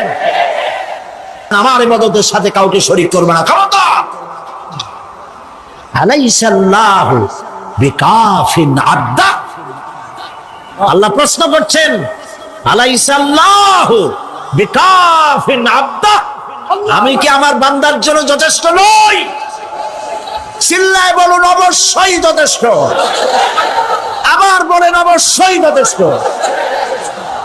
কলিজা সাফ করে ফেলেন। সম্রাট শাহজাহান, দিল্লির সম্রাট, হাবিজাবি সম্রাট না, দিল্লির সম্রাট। এখন কোথায়? কবরের। কবি বলতেছেন, শাহনে জাহাं को जिन्हें फक्र से देते थे बाज, शाहने जहां को जिन्हें फक्र से देते थे बाज, वाज कब्र में है सूरह अलहम्दु की मोहताज। সারা ভারতবর্ষ যারা ট্যাক্স দিয়ে নিজেকে সৌভাগ্যবান বলে মনে করত, সে আজ কবরের মধ্যে ভিক্ষুকের মতো সূরা আলহামদুর মতো একটি সূরার মুহতাজ হয়ে ভিক্ষুকের মতো শুয়ে আছে। সম্রাট শাহজাহান মসজিদে বসে আছে, এক ফকির ঘুরতেছে। লোকেরা কয়, ছোটবেলা থেকেই তোমার খয়রাত করতে দেখলাম, ভিক্ষা কি জীবনেও যাবে না তোমার? লোকটি বলছে, আমি ভিক্ষা করবো ছাড়া আমার উপায়টা কি? এই লোকটি, আমি ভিক্ষা করা ছাড়া করবো কি? লোকেরা তো আমার 60 টাকা, 50 টাকা, 100 টাকা দেয় না, 4 আনা 5 আনা 1 টাকা এই আমার দেয়, এ দিয়ে আমি বড় লোক হবো কেমন? লোকটি বলছে, আচ্ছা দেখো, তুমি তো জায়গা মতো যাইতে পারো নাই, বাদশার কাছে যাও, এমন দেওয়া দেবে জীবনে আর খয়রাত করা লাগবে না। তো বাদশার কাছে কি খয়রাতি যাইতে পারে কোনোদিন? হ্যাঁ, এখন পারবা। কেমনে? সম্রাট শাহজাহান এখন একা একা মসজিদে আছেন। তখনকার এসব বাদশারা অনেকে নামাজি ছিলেন, দিনদার ছিলেন। ফকির দরজার কাছে দাঁড়াইয়া দেখতে পাচ্ছে কেউ নাই, দেহরক্ষীরা দূরে দূরে দাঁড়ানো। বাদশাহ মসজিদের ভেতরে বসে হাত তুলে ঝুলতেছে আর কাঁদতেছে, চোখের পানি দিয়া দাঁড়িয়ে ভিজে ভিজে পড়ছে। এই দৃশ্য অনেকক্ষণ দেখলো ফকির। কিছুক্ষণ পর সম্রাট শাহজাহান মসজিদ থেকে বেরিয়ে আসছে। ফকির বলছে, আসসালামু আলাইকুম হুজুর। তিনি বললেন, ওয়ালাইকুম আসসালাম। চলে গেল। বাদশা বলল, আমার কাছে তো কেউ আইসা কিছু না চাইয়া তো যায় না, এর দেখলাম খয়রাতির মতো কিছু চাইলো না, বেটা ভয় করলো নাকি? হ্যাঁ, আমি এদিকে আসো। আসছে। ভয় পাইছো? কয় না, ভয় পাইনি। তো কিছু যে চাইলে না? ফকির বলছে, জাহাপানা, সত্যিই কিছু চাইতে আসছিলাম। তারপর চাইলে না কেন? ফকির বলছে, জাহাপানা, সারা জীবন ভিক্ষা করেছি, আর আজ দিল্লির সম্রাটের কাছে বেশি পাওয়ার লোভে এসেছিলাম, কিন্তু আপনার দশা দেখা আমার জ্ঞানের চোখ খুলে গেছে। আমি লক্ষ্য করে দেখলাম, আমি সম্রাটের কাছে চাইতে এসেছি, হাত তুলি নাই, বিনয় প্রকাশ করি নাই, চোখের পানি ফেলি নাই, কিন্তু লক্ষ্য করে দেখলাম দিল্লির সম্রাট আমার চাইতেও বড় ভিক্ষুকের মতো আবার কোন সম্রাটের কাছে হাত তুলে কান্দে। আমার জ্ঞানের চোখ খুলে গিয়েছে, আমি বুঝতে পেরেছি সম্রাট কান্দে যেই সম্রাটের কাছে, তারে ছাড়া আর কারো কাছে জীবনে চাইব না। এই কথাই সূরা ফাতিহায় প্রত্যেকদিন পড়ি, বুঝি না কি পড়ি। ইয়াকা না'বুদু ওয়া ইয়াকা নাস্তাঈন। আয় আল্লাহ, একমাত্র তোমার গোলামি করি আর তোমার কাছে সাহায্য চাই, তুমি ছাড়া কারো কাছে সাহায্য চাই না। কলিজা সাফ করুন। কোন মরা পীর, কোন জিন্দা পীর আপনার মনের আশা পুরা করতে পারবে না, পারবে না, পারবে না।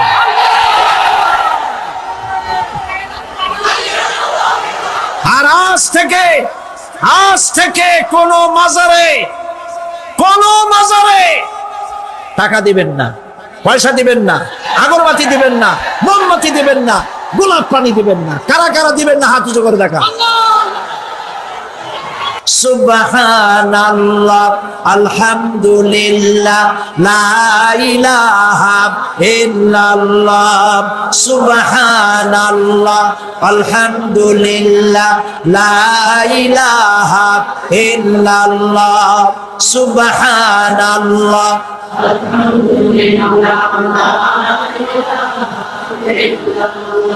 লা ইলাহা ইল্লাল্লাহ, মুহাম্মাদুর রাসূলুল্লাহ।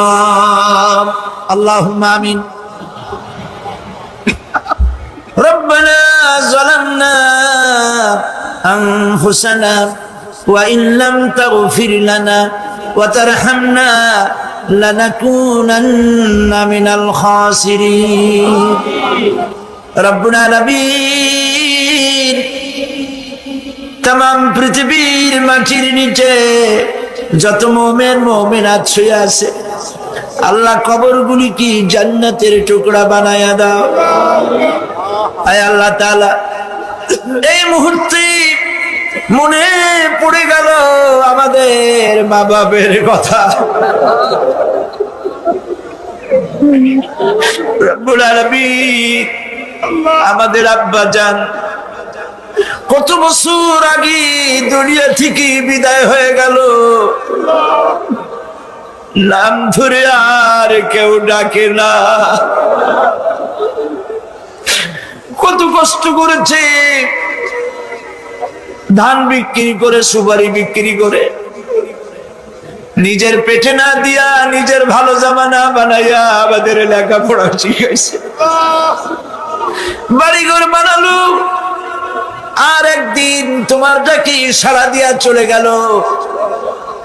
যুগের পরে যুগ চলে গেল, বাপের মুখ আর দেখি না। আল্লাহ তাআলা, আমাদের আব্বাজান যাদের দুনিয়া থেকে বিদায় হয়ে গেছে, কবরটাকে বেহেশত বানায়। তুমি সম্রাটের সম্রাট, তুমি রাজাধিরাজ, তোমার মহব্বত ছাড়া কোনো মহব্বত যেন কলিজায় থাকে না মাবুদ। তোমাকে ছাড়া কাউকে যেন ভয় করি না মাবুদ। সারা জীবন শিরক আর বিদআত থেকে আমাদের তুমি বাঁচাও। আল্লাহ, তোমার জাহান্নামকে আমরা ভয় পাই। আল্লাহুম্মা আজিরনা মিনান নার, আল্লাহুম্মা আজিরনা মিনান নার, আল্লাহুম্মা আজিরনা মিনান নার। রব্বানা তাকাব্বাল মিন্না ইন্নাকা আনতাস সামিউল আলিম ওয়া তুব আলাইনা ইন্নাকা আনতাত তাওয়াবুর রহিম। সুবহান রাব্বিকা রাব্বিল ইজ্জাতি আম্মা ইয়াসিফুন ওয়া সালামুন আলাল মুরসালিন ওয়ালহামদুলিল্লাহি রাব্বিল আলামিন। ওয়াজআল আখিরা কালামিনা ইনদাল মাউত লা ইলাহা ইল্লাল্লাহ মুহাম্মাদুর রাসূলুল্লাহ।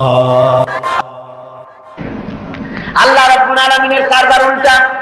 যদি কোনো মানুষ গুনাহ করে সেই গুনাহ থেকে যদি তওবা করে, চোখের পানি ফেলে যদি গুনাহ মাফ চায়, আল্লাহ বলেন শুধু গুনাহ মাফ করি না, গুনার খাতায় যে নাম থাকে ওই নামটাও আমি আল্লাহ মুছে ফেলে দেই। ওই নামটাও রাখি না, মুছে ফেলে দেই। সুবহানাল্লাহ। আল্লাহ হচ্ছেন রহমান রহিম। আল্লাহর কাছে যখন বান্দা কান্দে, গভীর রাত্রে, শেষ রাত্রে আল্লাহ রাব্বুল আলামিন প্রথম আকাশে আসেন। মুসলিম শরীফের হাদিস। প্রথম আকাশে এসে ডাকেন, ও আমার বান্দারা কে আছো? গুনাহ করে করে জীবন ভর্তি করে ফেলেছো, আমার কাছে কাঁদো। ঋণগ্রস্ত হয়েছো, ঋণ পরিশোধ করতে পারো না, আমারে বলো কে আছো এমন? জীবনটাকে বরবাদ করে ফেলেছো, অসুখ হয়েছে সারে না, আমাকে বলো।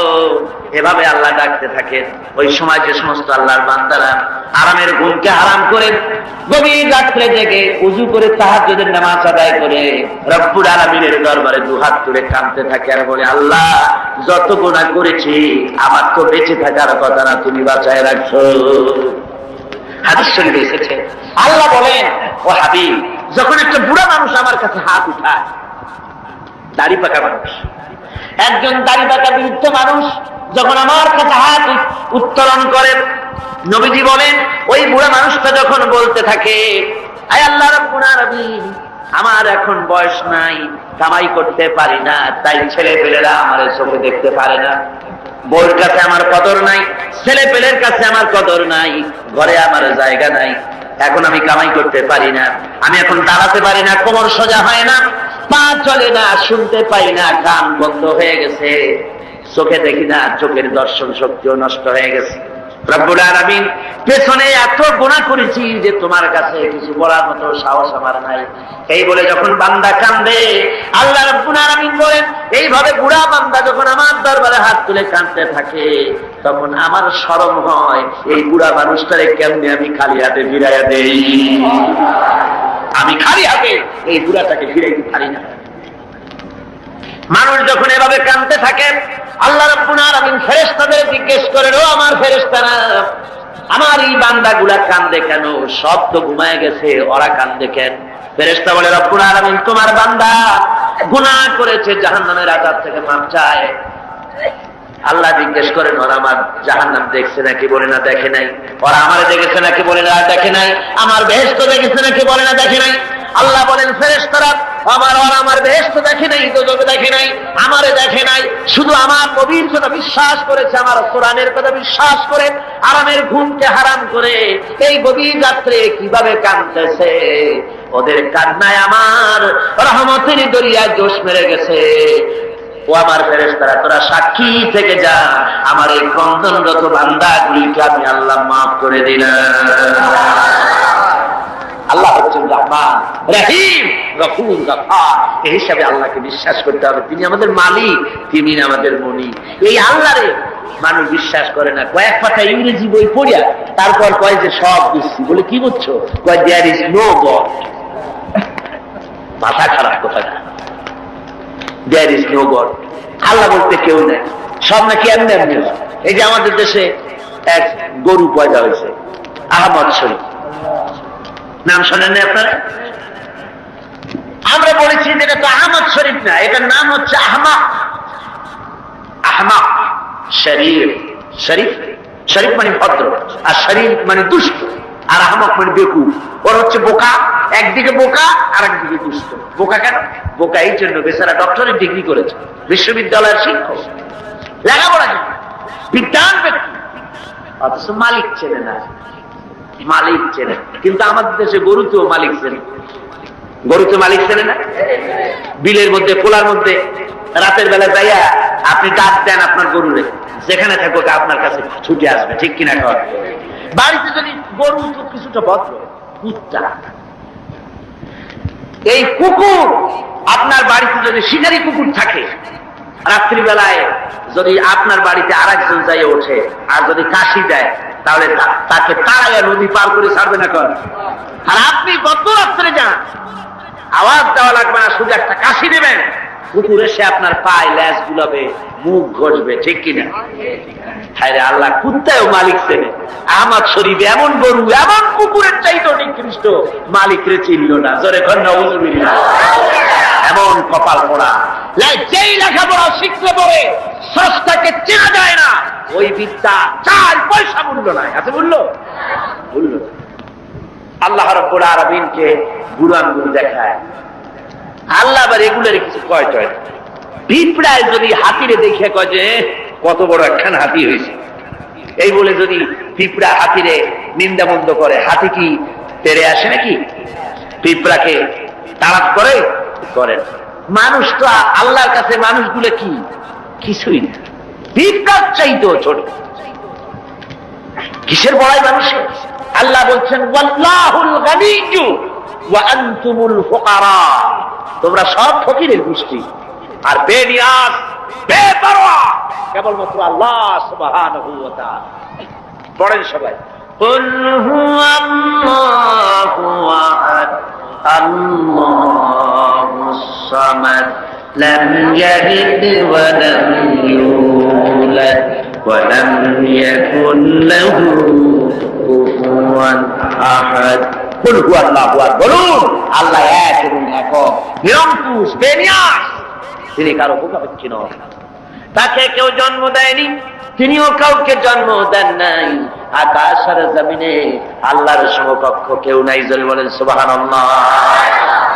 প্রচন্ড ক্ষমতার মালিক।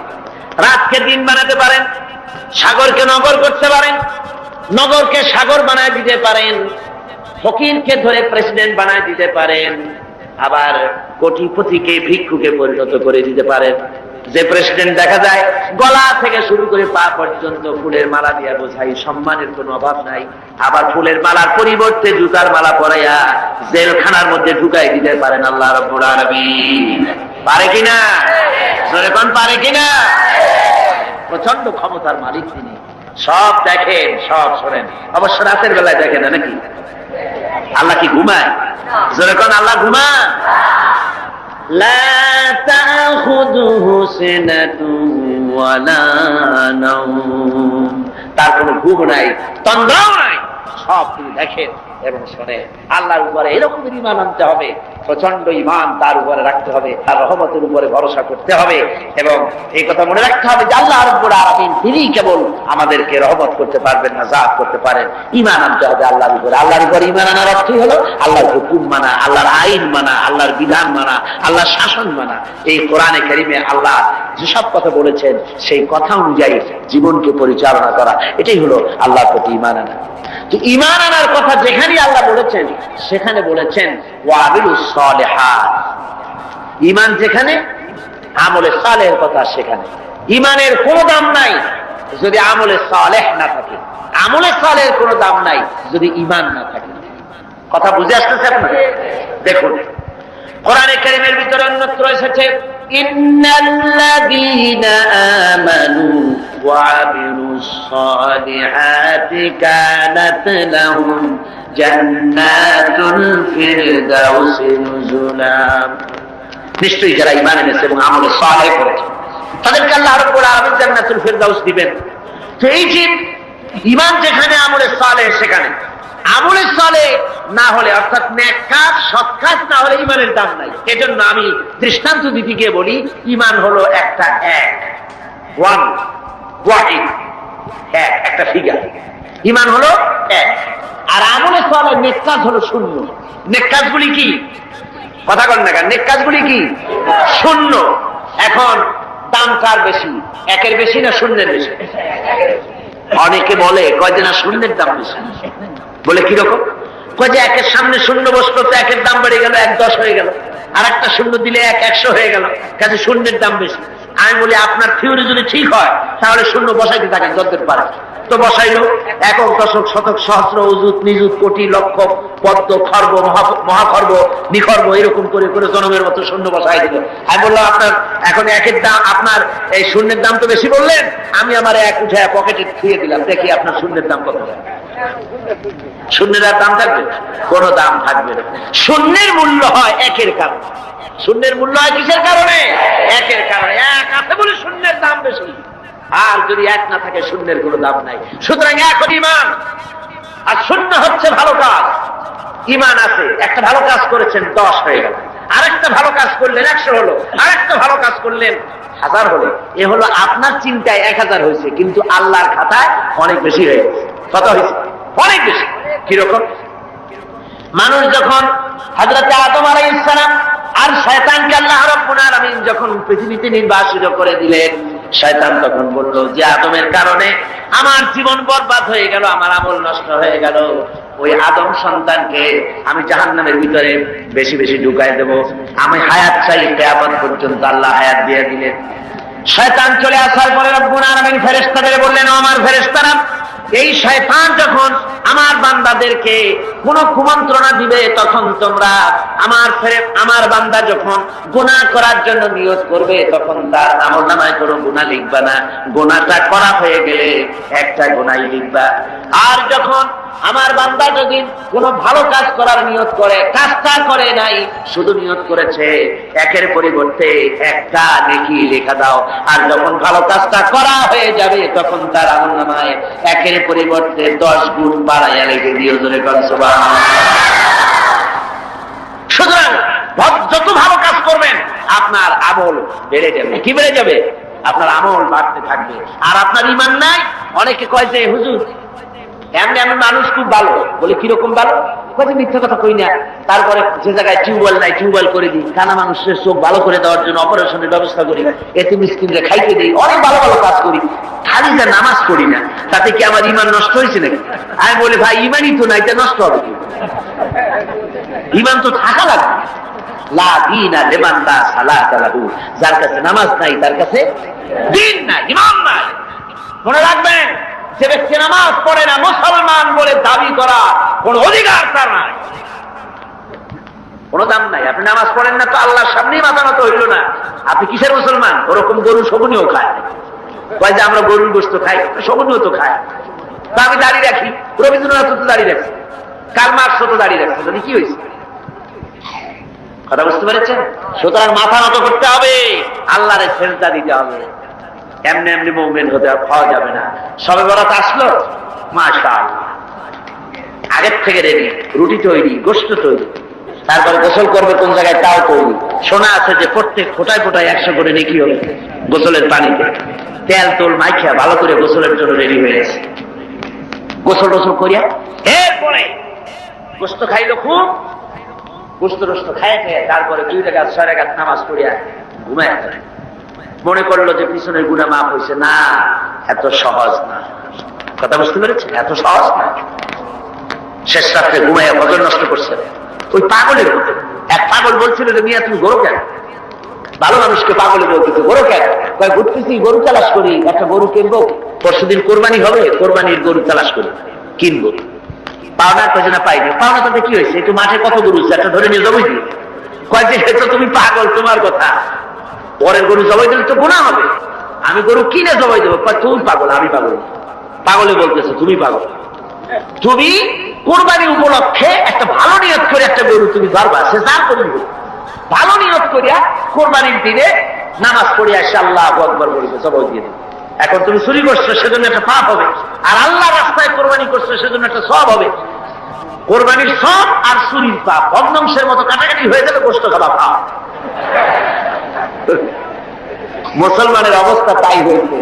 সারা বছর গুনাহ করে, ওজনে কম, খাদ্যে ভেজাল, চুরি ডাকাতি জুয়া মিথ্যে কথা সব বলে, সবে বরাতে সমানে ইবাদত করে মনে করে পিছনের গুনাহ মাফ হয়ে যাবে, আর রাতের বেলায় খাও গোশত আর রুটি খায় না ওজনের মতো। এটার নাম পাগলামি। আচ্ছা, আপনারা শিক্ষিত লোক যারা, তারা তো বোঝেন, আপনারা সবই শিক্ষিত, ভালো মানুষ, আপনারা নিশ্চয়ই বোঝেন বোনাস। ঈদে বিভিন্ন মিল কলকারখানা বোনাস দেয়, বোনাসটা বোঝেন তো? একটু কথা না কইলে আমি বুঝি কেমন বোনাস বোঝেন। ধরুন আদমজি জুট মিল কর্তৃপক্ষ তারা ঘোষণা করেছে ঈদের একদিন আগে 28শে রমজান অথবা 29শে রমজান আমরা ঈদ বোনাস দেব। এখন ঈদ বোনাসের কথা শুনে ঢাকার থেকে গাড়ি গাড়ি ভর্তি লোক যাইয়া যদি গেটে দাঁড়ায় আমাদের ঈদ বোনাস দেবে, ঈদ বোনাস দেবে ওদের কথা। বোনাস কাদের জন্য? যারা মিলে এমপ্লয়, যারা কর্মচারী, ওদের জন্য বোনাস। বাইরের লোকেরা বোনাস বোনাস করে যদি বেশি চিল্লায়, তাহলে বোনাস পিঠের উপরে দেবে না, পিঠের উপরে বোনাস দিয়ে দেবে। লাইলাতুল কদর লাইলাতুল বারাত, লাইলাতুল মিরাজ, এগুলি হলো আল্লাহর পক্ষ থেকে মুমিনদের জন্য বোনাস। এই বোনাস কাদের জন্য? যারা নামাজি, যারা দিনদার, যারা চরিত্রবান, যারা ইমানদার, ওদের জন্য বোনাস। সারা বছর নামাজ নাই, শবে বরাত শেষ হয়ে গেলে নামাজ নাই, আর এরা বোনাস পেতে যায় আল্লাহর কাছে। সারা রাত জায়গা জায়গা ইবাদত করবা, আর পরের দিন থেকে আবার যে শয়তান সেই শয়তান। কথা বুঝলেন? ওই যে আমি এই কথাটা বললাম, কমরউদ্দিন মুসল্লি সাহেবের নাম মনে আছেন আপনাদের? আরে ভাই কথা বললেন, কমরউদ্দিন মুসল্লি সাহেব, আল্লাহ তাকে বেহেশতে নসিব করুন। শুনলাম কোন এক জায়গা থেকে উনি নৌকো বাইরে যাচ্ছে, তারপরে রোজার দিন একজনে কয় মুসল্লি সাহেব আমার একটু নেবেন, আমি একটু যাবো। কোন জায়গায় যাবো লোক যায়। তারপরে তারা নিছে নিয়া সে বলছে যে আমি একটু ভাই আপনারা সাহায্য করে, কয় না ভালো লাগবে না, আমি সব কামাই করি, তুমি বসো। অনেক দূর চলে গেছে। তারপরে সেই লোক একটা সিগারেট ধরেছে। আরে মিয়া, রোজার দিন তুমি সিগারেট ধরাইছো কেন? কয় যে আমি রোজা না। কেন রোজা না? কয় যে আমার পেট ব্যথা করে। পেট ব্যথা করে তুমি সিগারেট খাও কেন? তারপরে উনি নৌকা উল্টা দেশে, কয় আপনি যান কোথায়? উল্টা উজানে। কয় যে তুমি যে জায়গায় দিয়ে উঠছো আমি সেই জায়গায় নামবো। কয় যে না, আমার এই জায়গায় নামা দেন, আপনি কষ্ট করে উঠে যান না। কয় না, কোথায় শয়তান, কোথায় নামাবো? যে জায়গায় শয়তান সেই জায়গায় নামাই দিয়ে আসবে।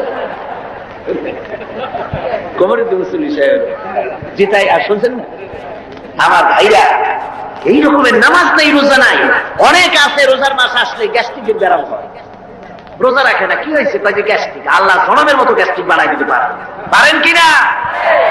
আবার তা হুঁশিয়ার হয়ে যাবে। এই রমজান বরকতের মাস, রহমতের মাস, পবিত্র মাস। সুবহানাল্লাহ বলেন। আল্লাহ যেন সকলকে রোজা রাখার তৌফিক দেন, করে কোন আমিন।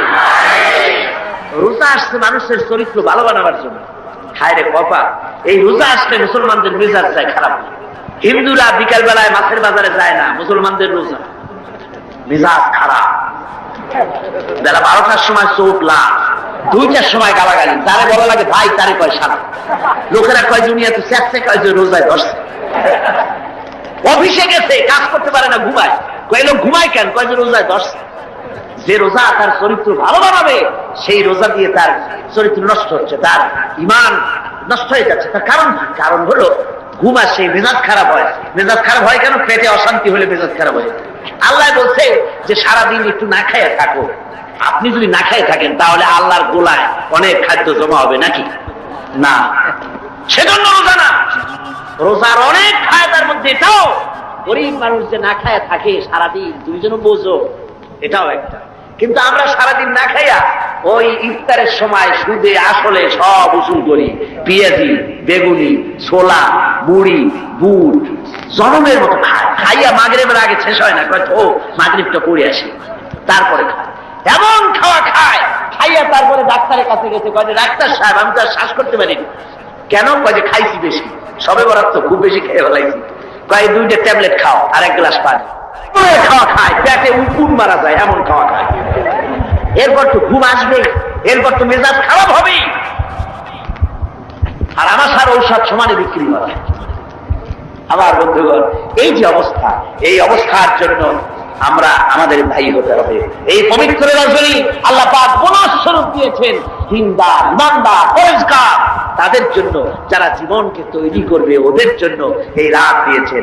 এই রাতকে বেশি বেশি ইবাদত করে জীবনকে পরিশুদ্ধ করতে হবে, আমলে সালেহ করতে হবে, নেক কাজ বেশি বেশি করতে হবে। নেক কাজ কারে কয় সেই ব্যাখ্যাটা সংক্ষেপে দিয়ে দিই। নেক কাজ, আল্লাহ রাব্বুল আলামিন বলেন, আল্লাযী খালাকাল মাউতা ওয়াল হায়াতা লিয়াবলুয়াকুম আইয়ুকুম আহসানু আমালা। আল্লাহ পাক বলছেন, আমি মৃত্যু এবং জীবনকে সৃষ্টি করেছি এই জন্য যে তোমাদের মধ্যে আমলের দিক থেকে কে উন্নত সেটা যাচাই করার জন্য। এখন আমলে আহসানে আমল, উন্নত আমল কি তার ব্যাখ্যা কি? উন্নত আমলের জন্য 2টা শর্ত। উন্নত আমলের জন্য কয়টা শর্ত? ভালো করে বোঝেন আর শোনেন। উন্নত আমলের জন্য 2টি শর্ত। একটি শর্ত হচ্ছে আমলটা হতে হবে আল্লাহর রজামন্দির জন্য, আল্লাহকে খুশি করার জন্য আমলটা হতে হবে। 2 নম্বর শর্ত হচ্ছে আমলটা হতে হবে সুন্নতে নববীর উপরে, রাসূল পাক যেভাবে কাজটি সম্পাদন করেছেন তার উপরে হতে হবে, তাহলে এটা হবে আহসানে আমল। আপনি নামাজটা কেমনে পড়বেন?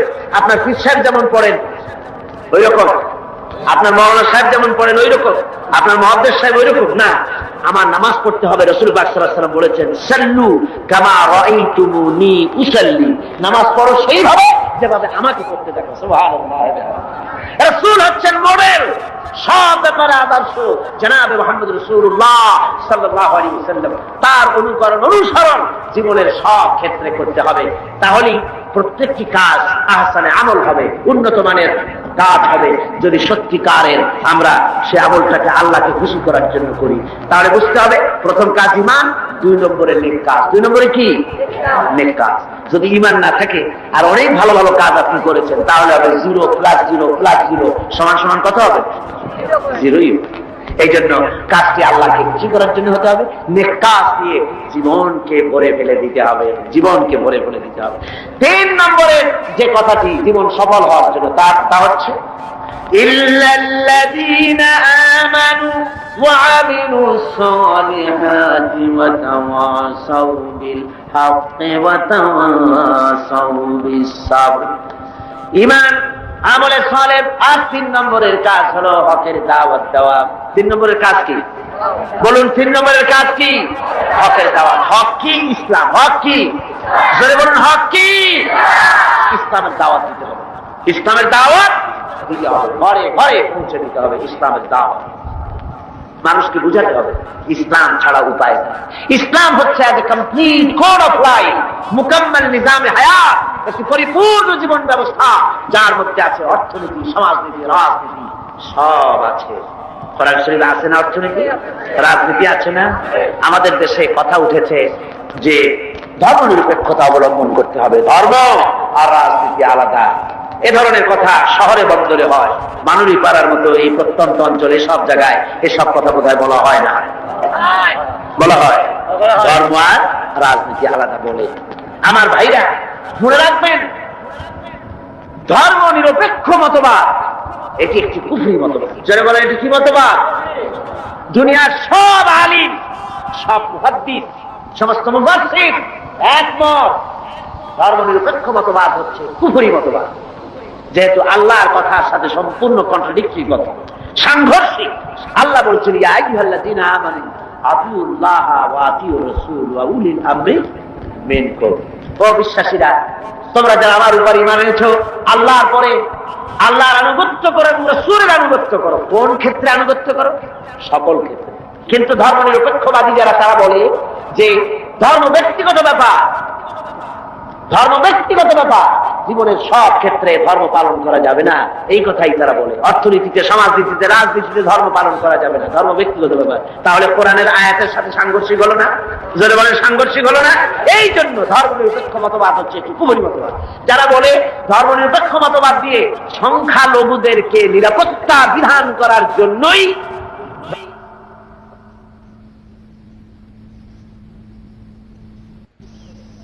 ধর্মনিরপেক্ষ মতবাদ, এই কথা যারা বলে তাদের জন্য দেখতে হবে ভারতে ধর্মনিরপেক্ষ মতবাদ একটি স্বীকৃত শাসনতান্ত্রিক স্বীকৃত মতবাদ। কিন্তু এই মতবাদ দিয়ে তাদের দেশে তারা কি সংখ্যালঘুদের জান মাল এবং তাদের উপাসনালয়কে নিরাপত্তা দিতে পেরেছে? জোরে বলেন, পেরেছে? ধর্মনিরপেক্ষ মতবাদ আরেকবার প্রমাণ করে দিল যে এটা কোনো মানুষের জন্য সঠিক মতবাদ হতে পারে না। ওরা বাবরি মসজিদ ভেঙেছে, ভারতের প্রধানমন্ত্রী নর পশুরাও, এটা নরসীমা না, এটা নর পশু। পৃথিবীতে কোন মানুষ আজ পর্যন্ত মসজিদ ভাঙ্গার অপরাধ পৃথিবীতে কেউ করে নাই, যে কিনা করে কেউ করেনি।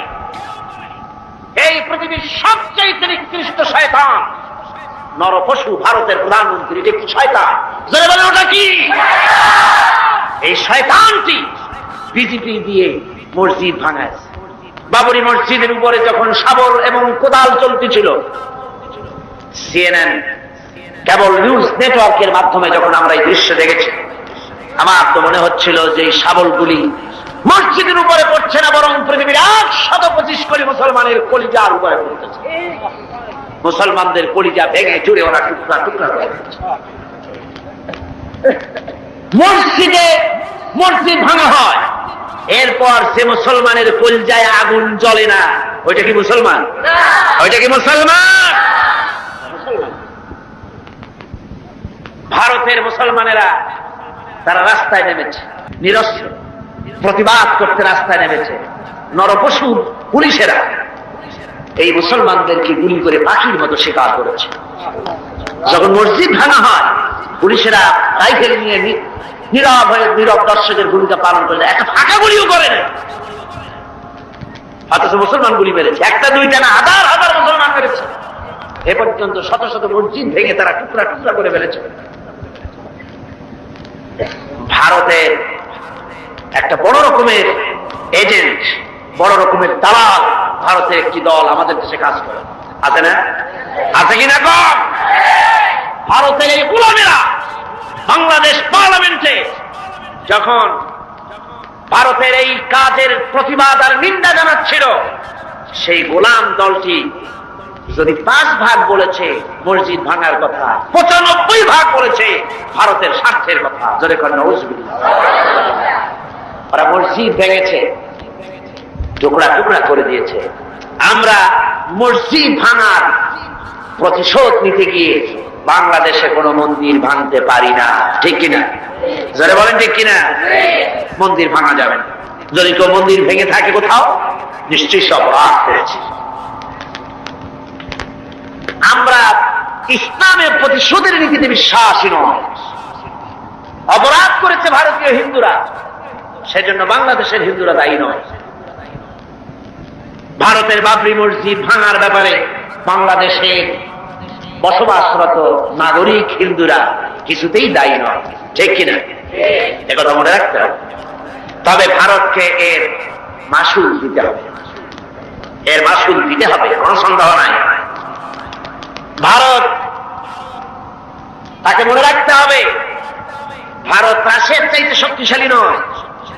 রাশিয়ার মতো প্রচন্ড শক্তিশালী দেশ, পারমাণবিক অস্ত্রের গুদাম যার কাছে, রাসায়নিক অস্ত্রের গুদাম যার কাছে, সেই রাশিয়া আফগানকে ভাঙতে এসে রাশিয়া নিজেই ভাইয়ে চুরা টুকরা টুকরা হয়ে গেছে, যায় নাই?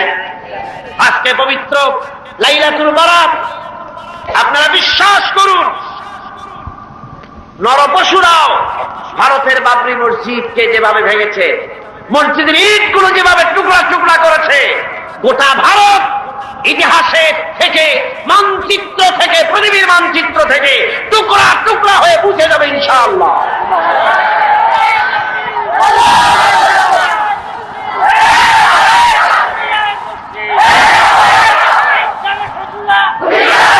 আজ হিন্দুস্তানের সঙ্গে মুসলমানদের একটা লড়াই হবে, হিন্দুস্তানের সাথে মুসলমানদের একটা যুদ্ধ হবে। এটা আমার কথা নয়, এটা বলেছেন বিশ্বনবী জনাবে মুহাম্মদ রাসূলুল্লাহ সাল্লাল্লাহু আলাইহি ওয়াসাল্লাম। ইবনে মাজাহ শরীফের হাদিস। হযরত আবু হুরায়রা রাদিয়াল্লাহু তাআলা আনহু হচ্ছেন এর রাবী। হযরত আবু হুরায়রা তিনি বলছেন, রাসূলুল্লাহ সাল্লাল্লাহু আলাইহি ওয়াসাল্লাম বলেছেন, 2 শ্রেণীর লোক কিয়ামতে জাহান্নাম থেকে মুক্ত বলে ঘোষিত হবে। এক শ্রেণী হচ্ছে ওরা যারা ঈসা আলাইহিস সালামের সাথে থেকে দাজ্জালের বিরুদ্ধে যারা লড়াই করে শাহাদাত বরণ করবে, কিয়ামতের দিন আল্লাহ পাক তাদেরকে জাহান্নাম থেকে মুক্ত বলে ঘোষণা করবেন। দ্বিতীয় শ্রেণী রাসূলুল্লাহ বলছেন, হিন্দুস্তানের সঙ্গে একটা জিহাদ হবে, ওই জিহাদে যারা শহীদ হবে, কিয়ামতের দিন আল্লাহ পাক তাদেরকে জাহান্নাম থেকে মুক্ত বলে ঘোষণা করবেন।